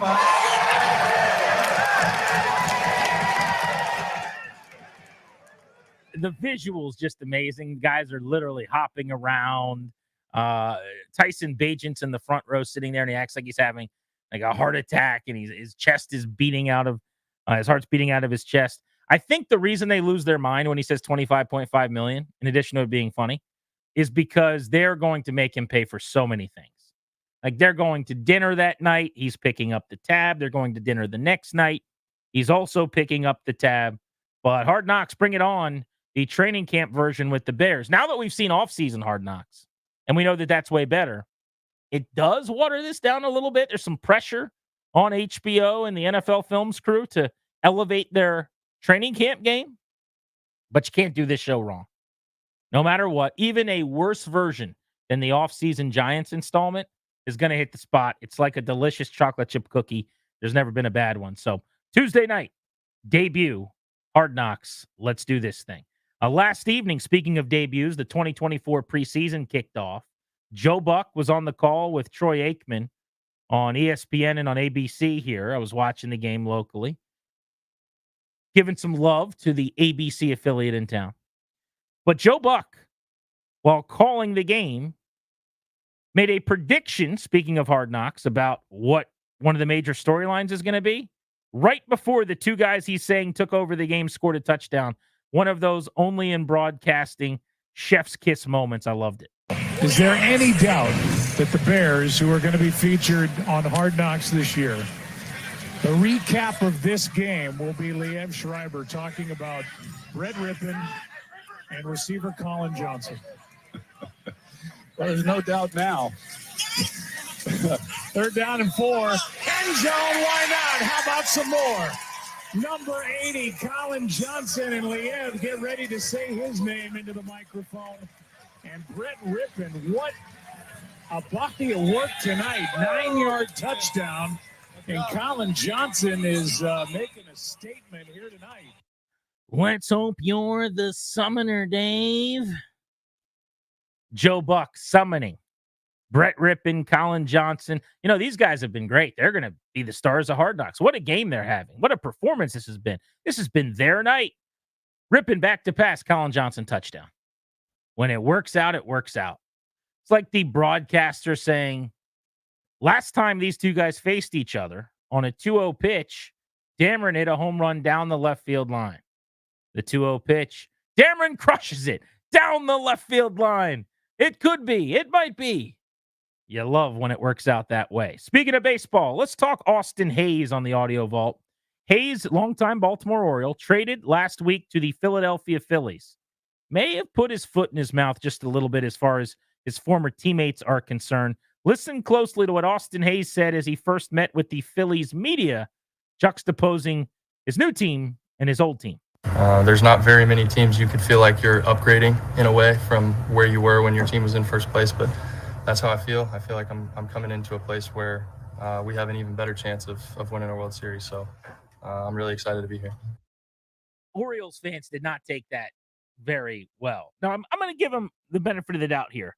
I think if you hear the entire quote there in context, and we played it that way on purpose, what you see is his point was the Orioles are so good that by getting traded from Baltimore, there was almost no way that I was going to go to a place as good as Baltimore or that would have as good or maybe even in this case a better chance to win a World Series. And the Phillies might be the only team, one of the few teams where I have a better chance to win a title. But the headline, when you just pull the quote, was the Phillies have a better chance to win a World Series than the Orioles. Wouldn't it be interesting if those two teams met in the Fall Classic? And Austin Hayes' quote, it would be shown. I could see Joe Davis with his big deep pipes on Fox now with like the quote written. He's reading it before game one. This is what Austin Hayes said after he was traded. It would come back up. And I actually think that would just be not only because regionally speaking, Baltimore, Philly, both very close to one another, both close to DC. They've been arguably the two best teams in their respective leagues this year. All apologies to the Cleveland Guardians. I want to see that. I think it'd be fun. And the Austin Hayes storyline would make it even better. Some of his teammates, a little bit miffed, I'm sure, by the comment as well. But if they actually dig in, listen to the whole thing, I don't think they'd be that angry. You guys know I'm a sucker for motivational quotes, and I really, really love good pep talks. And that means I love Mike Tomlin. In fact, as an aside, I still go back and watch a few of my favorite speeches, like semi-regularly. One of which is Denzel Washington giving a speech to a graduating class. And there are others that I really, really enjoy. The Inches speech from Any Given Sunday among them. There's just certain speeches that I love. Mike Tomlin is the kind of guy that I feel like cuts a movie promo, a speech in the locker room every Sunday that if we saw it, we'd want to run through a brick wall.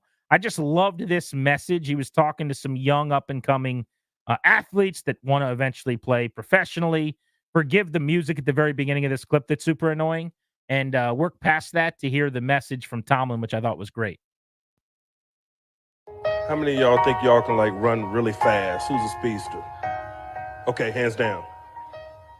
Who can jump really far? Who's a leaper? Who's got a vert? Great. Okay, hands down. Who's really strong? If you're a strong guy, you don't win physical confrontation. You don't lose physical confrontations. Beautiful. Great. None of that matters. None of it matters. Hear me. Hear me. It's not what you're capable of.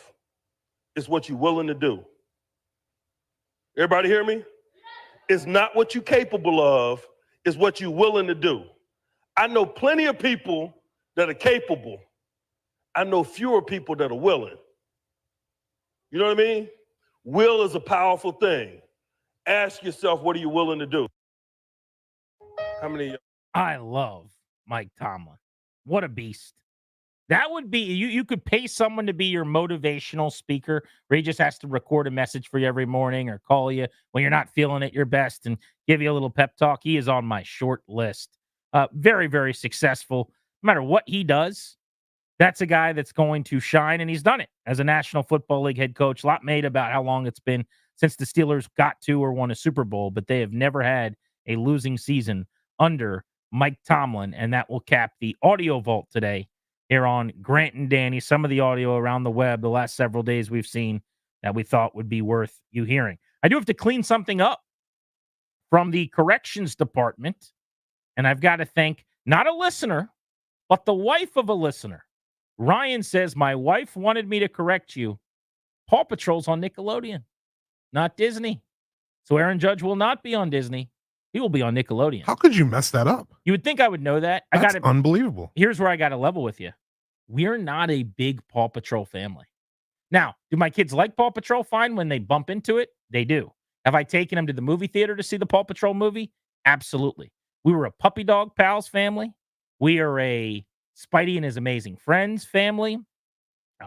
All of the stuff, Peppa Pig, or a bunch of the things that we watch, I could tell you where to find it. What app do I need? Where am I going on the remote? We really never were that into Paw Patrol. There's never been one time where I had to seek that out and put it on. We went to the movies for it. It's just not our wheelhouse. But I will raise my hand and tell you, my bad. That's an error on your boy. I'm going to clean it up. I'm going to finish strong. I'm going to do better. Logan Paulson is on the show at 6. Next on Grant and Danny. The Nats are in full-on tank mode in some ways with 2 months left and the trade deadline in the rear view. They sold off a few of their better players. Why would you keep watching and listening? Well, I've got a few reasons that I think are worth you sticking around down the stretch this season. I'll give those to you next on G&D.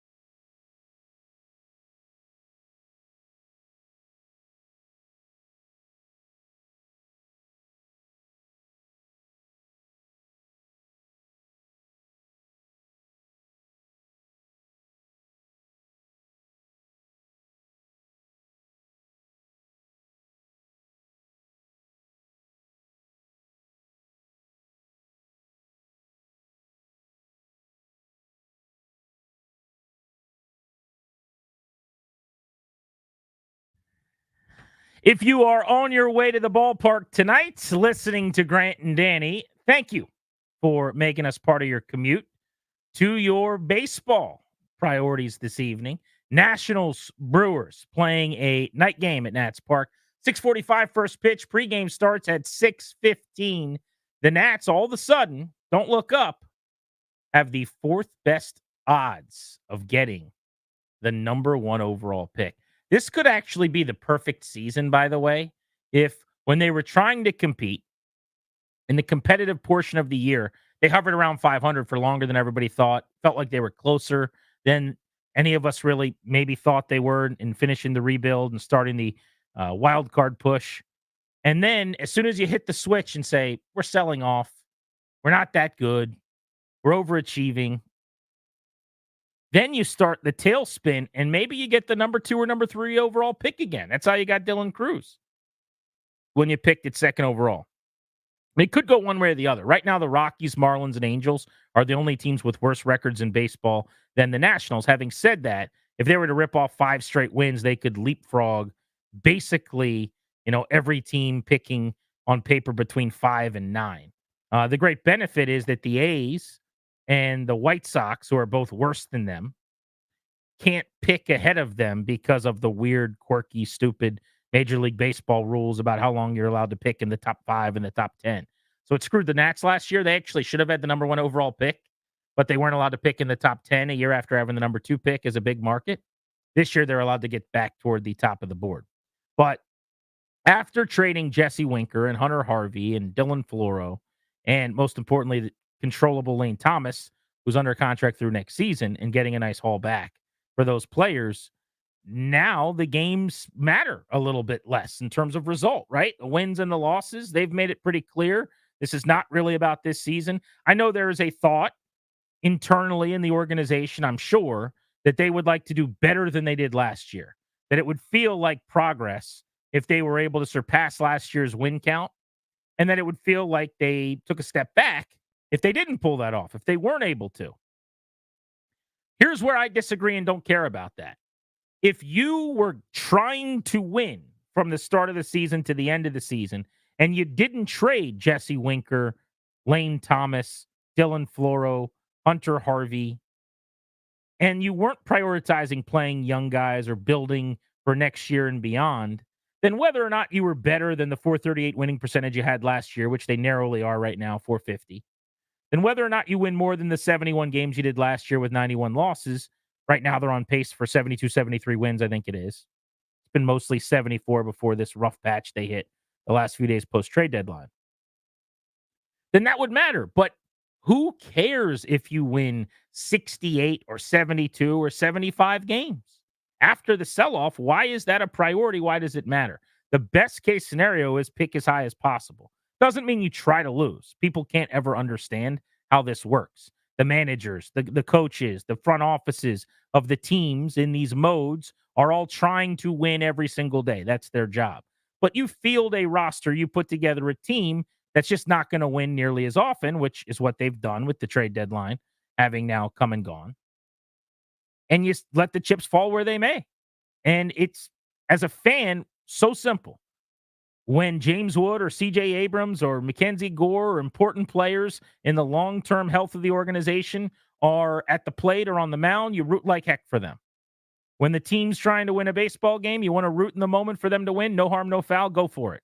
Winning is fun. Winning can help develop. Winning can help build the culture where it needs to be. But if and when they lose a lot of these games, all I'm saying is no reason to really be upset. We're back in the mode that, as a fan base, you've been in the last few years. And it's kind of going to be nice to not have to get as angry or upset when someone doesn't come through with a runner in scoring position or when a reliever blows a game. Because we were this was pyrite. This was all fool's gold. We were playing house, even though we knew we weren't going to end up together. They were not going to be a wild card team. They weren't going to make the playoffs. And for a little while, they hung around in the fight. But here are your reasons, in my opinion, most significant reasons to continue to watch night in and night out. I know I will, to continue to listen to Charlie and Dave here on 106.7 The Fan when you're in the car. Number one, James Wood is going to be must-see TV. What kind of stretch run does he have as he gets more comfortable? He is batting .455 over his last 5 games. We saw him have a 4-hit performance, starting to lift the ball a little more. Does he go on a home run here at some point on this homestand? That would be nice. C.J. Abrams is trying to finish off a 20-homer, 30-steal season.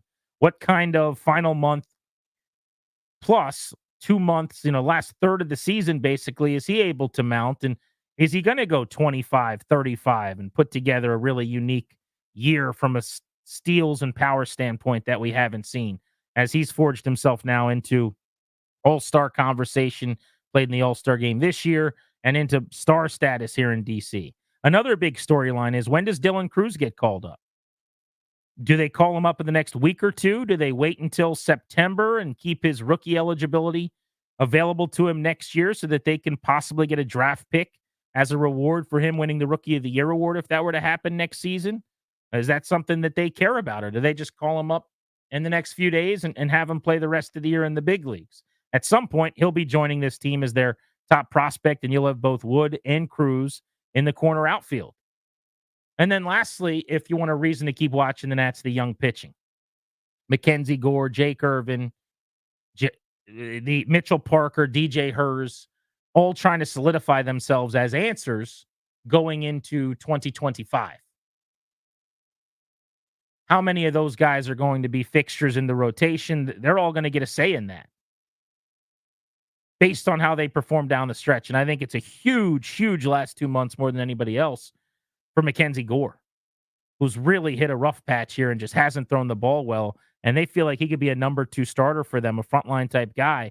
But he's got to pitch like it and prove it going into the offseason to have a chance to be in the mix, to be an opening day starter type for them moving forward. So there's a lot of reasons to continue to monitor, to continue to watch the Nationals as they come down the stretch even after the trade deadline. They were off yesterday. They're back in action tonight over at Nats Park. Game starts in about 50 minutes. Next, let's talk to my buddy Logan Paulson about Jaden Daniels. How has the kid looked out at camp? Logan's got some answers for us on Grant and Danny.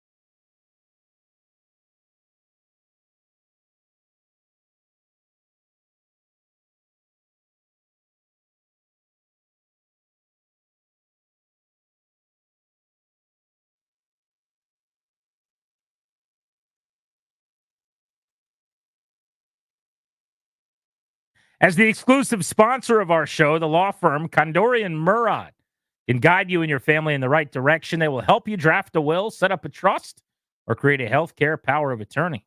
Schedule a free consultation with their estate planning attorneys at kmlawyers.com. Be sure to tell them we sent you to get a discount. kmlawyers.com. I was at training camp yesterday. Somebody asked me about Kondorian Murad. I gave him the information like I did with my parents. Hopefully they are scheduling one of those appointments over at kmlawyers.com. We've got a training camp update coming your way in moments with Logan Paulson. All of our camp coverage on the Fan today is presented by Paul Henry's Window Installation. PaulHenry'sWindows.com, your clear home improvement choice. Before the end of this segment and end of the show, we got your Nat starting lineups and a weather report still to get you as well. But let's welcome Logan Paulson onto the show via our BetQL guest hotlines. Logan, it was excellent to wrap my paws around you yesterday on the sideline, man. It was good to see you. How are you? I'm good, man. It was awesome to see you, too. You survived the heat out there or what? I did. I'm sunburnt still. I probably should have planned with sunscreen and stuff like that, but I didn't. Yeah, I mean, that's kind of a rookie mistake. That's your first day out there? This year it was actually, sadly enough, yes. But well, then all is forgiven. Rookie mistake. Indeed. 20-plus years of going out to camp, you'd think I would have had my A game. I was really impressed by Jaden Daniels. I try not to make a lot out of practices, especially when we're several days in, so he knows what the offense is doing and what the defense is doing. But the way he threw it, the accuracy, the touch, just the way he kind of moves around on the sideline and talks to guys. I really, really liked what I saw. Yeah, I mean, I really liked what I saw too, and I just always have to say, it's still early. There's still a lot left in terms of evaluation. Like you said, he knows the defense really well, and again, that's a testament to him. But I think like the technical throwing ability has just been something over the last probably 7 or 8 days. It's just been super impressive. And what I mean by that is, there's not one ball velocity, there's not one arm angle, there's not one trajectory of the football. He's got multiple different clubs in the bag, multiple different ways to manipulate that football. And I think maybe my favorite thing about what he does is his ability to anticipate throws, over the middle of the field, which was something that people were very critical of in the pre-draft process. So I think the technical throwing ability is just been super impressive. The anticipatory throws have been really impressive. I still want to see more, again, like he's done a really fantastic job kind of taking the test that's been given to him. Like what he's done so far has probably exceeded expectations, but there's still throws that I want to see. Want to see those tight window throws. Want to see those situations where you got to have it. You got to make a play. What does that look like from him? But, there haven't been a lot of those in camp so far. But when those moments come, in this joint practice coming up in New York in a couple of weeks or in the preseason, what does that look like? But again, I'm with you. I think there's a lot to be impressed by. I think his pre-practice, his post-practice, like how he's obviously preparing in the classroom for the field stuff. It's checking a lot of boxes and making me feel very confident about him moving forward as the Commanders quarterback. But again, still early. A lot of growing still needs to be had for sure. I want to go back to what you said about him throwing to the middle of the field with some anticipation. I was one of the people who found his lack of middle of the field throws really discouraging coming out. There's not a great trajectory normally for the guys that don't do that a lot. And I left open the possibility maybe it just wasn't a part of their offense. When I was there yesterday, he made a couple of those throws, but most of his stuff was outside. Sure. Just curious, what have you seen that you really like in that regard? Because that's music to my ears. Yeah, I think there's probably been, 8 to 10 throws to Zach Ertz and various other wide receivers where they're kind of working like a high cross concept. And I know that's not exactly over the middle of the field, but it does require some of the same principles you're looking for on those middle of the field throws. So basically, because there is underneath traffic, there's over the top traffic, you're kind of relying on a clear and something coming across the middle. He's got to kind of anticipate space.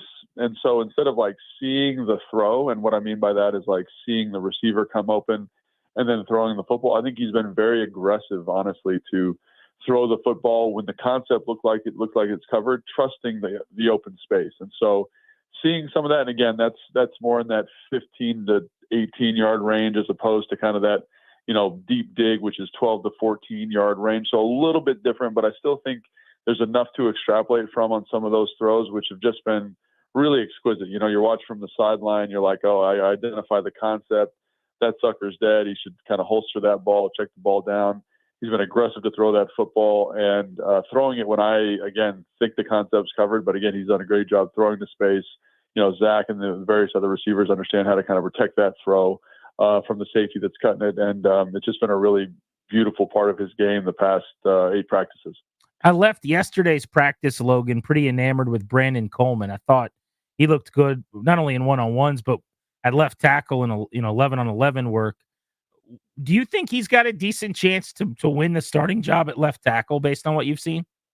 Yeah, and I think, you know, that was one of the things that makes him so unique is that when you look at his 2022 college film at TCU, like, he's doing a lot of good stuff. You know, he's doing a lot of good stuff from an athletics movement standpoint. And then I think, you know, played a little bit of guard in 2023. People kind of had him pegged as a guard. But, like, when you, again, look at the athletic profile, it screams tackle. When you look at the length, the athlete, the body weight. And I think when you watch him, one of the things that's just been so impressive is, like, sometimes people test really well, but doesn't show up on the field. And I feel like you've seen him play with great length, those 35-inch arms. You've seen him be able to redirect on inside moves. Like, he had a couple today. And I'm like, there's no way he gets back in there on this. And he did.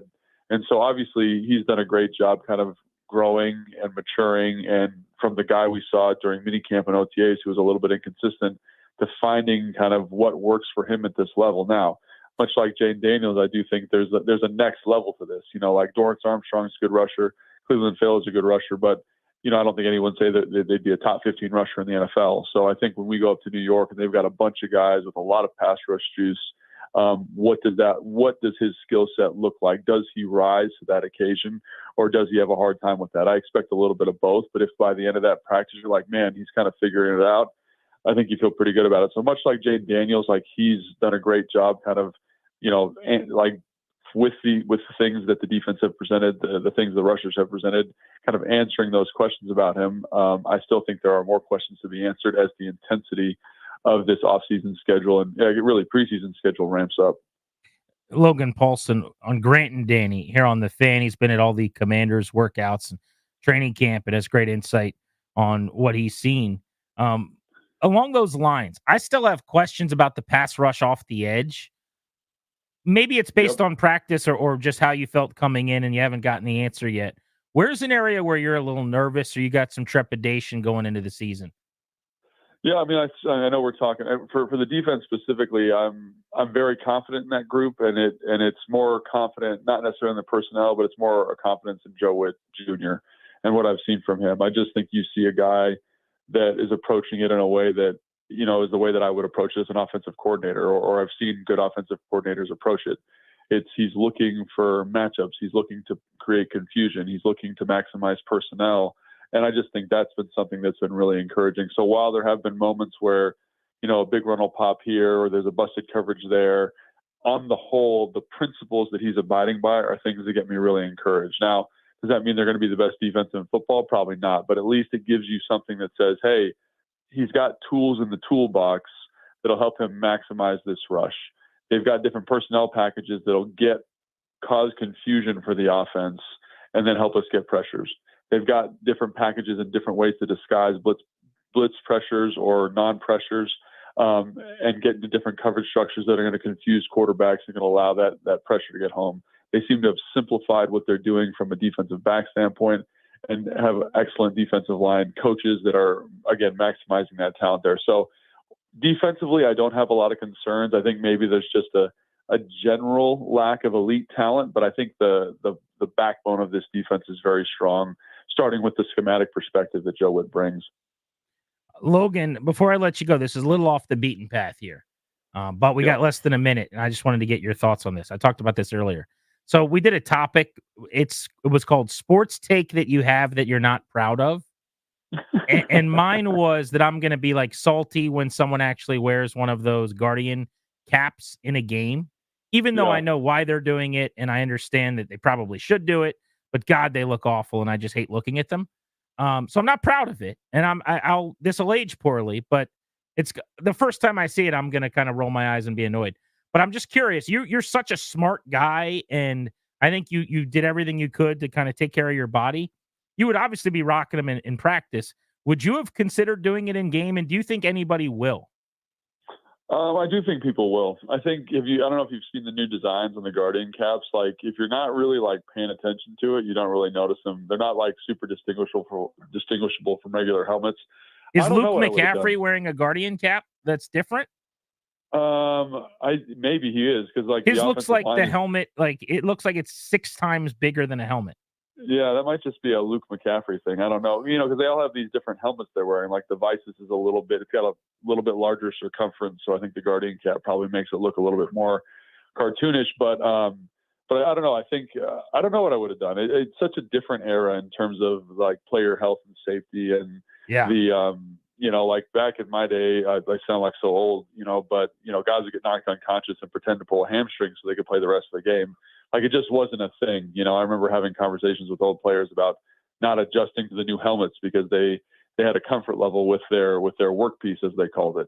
And so that's kind of the era that I came up in. And obviously there's a lot of research out now about, how important it is to kind of limit these like subconcussive hits and all that kind of thing.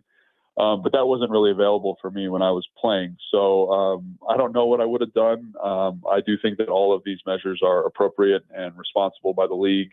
And I do think there will be some guys that wear them, especially because you talk to guys who do wear them and they're like, man, it makes a huge difference in terms of what I feel and how I feel after the game. So if that's the case, like, more power to them. Yeah, I think it's the right thing to do. And giving them the option to wear them in game is necessary and smart from the league.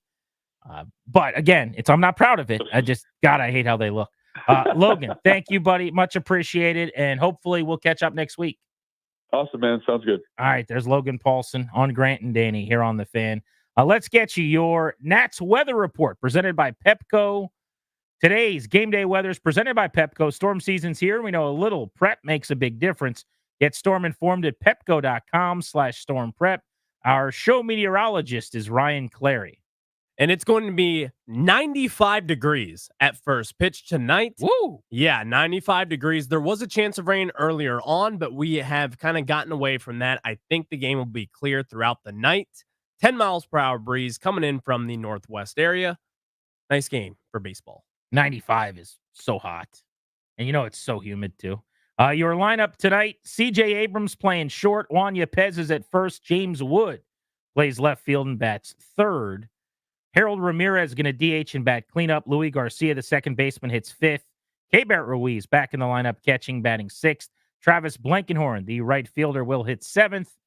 Till tomorrow, Vargas, the third baseman, hits eighth. And Jacob Young, center fielder, batting ninth. Abrams, Yepez, Wood, Ramirez, Garcia, Ruiz, Blankenhorn, Vargas, and Young, all trying to help Jake Irvin, who's on the mound. Thanks for listening to Grant and Danny. Enjoy your weekend. Ladies and gentlemen, the weekend.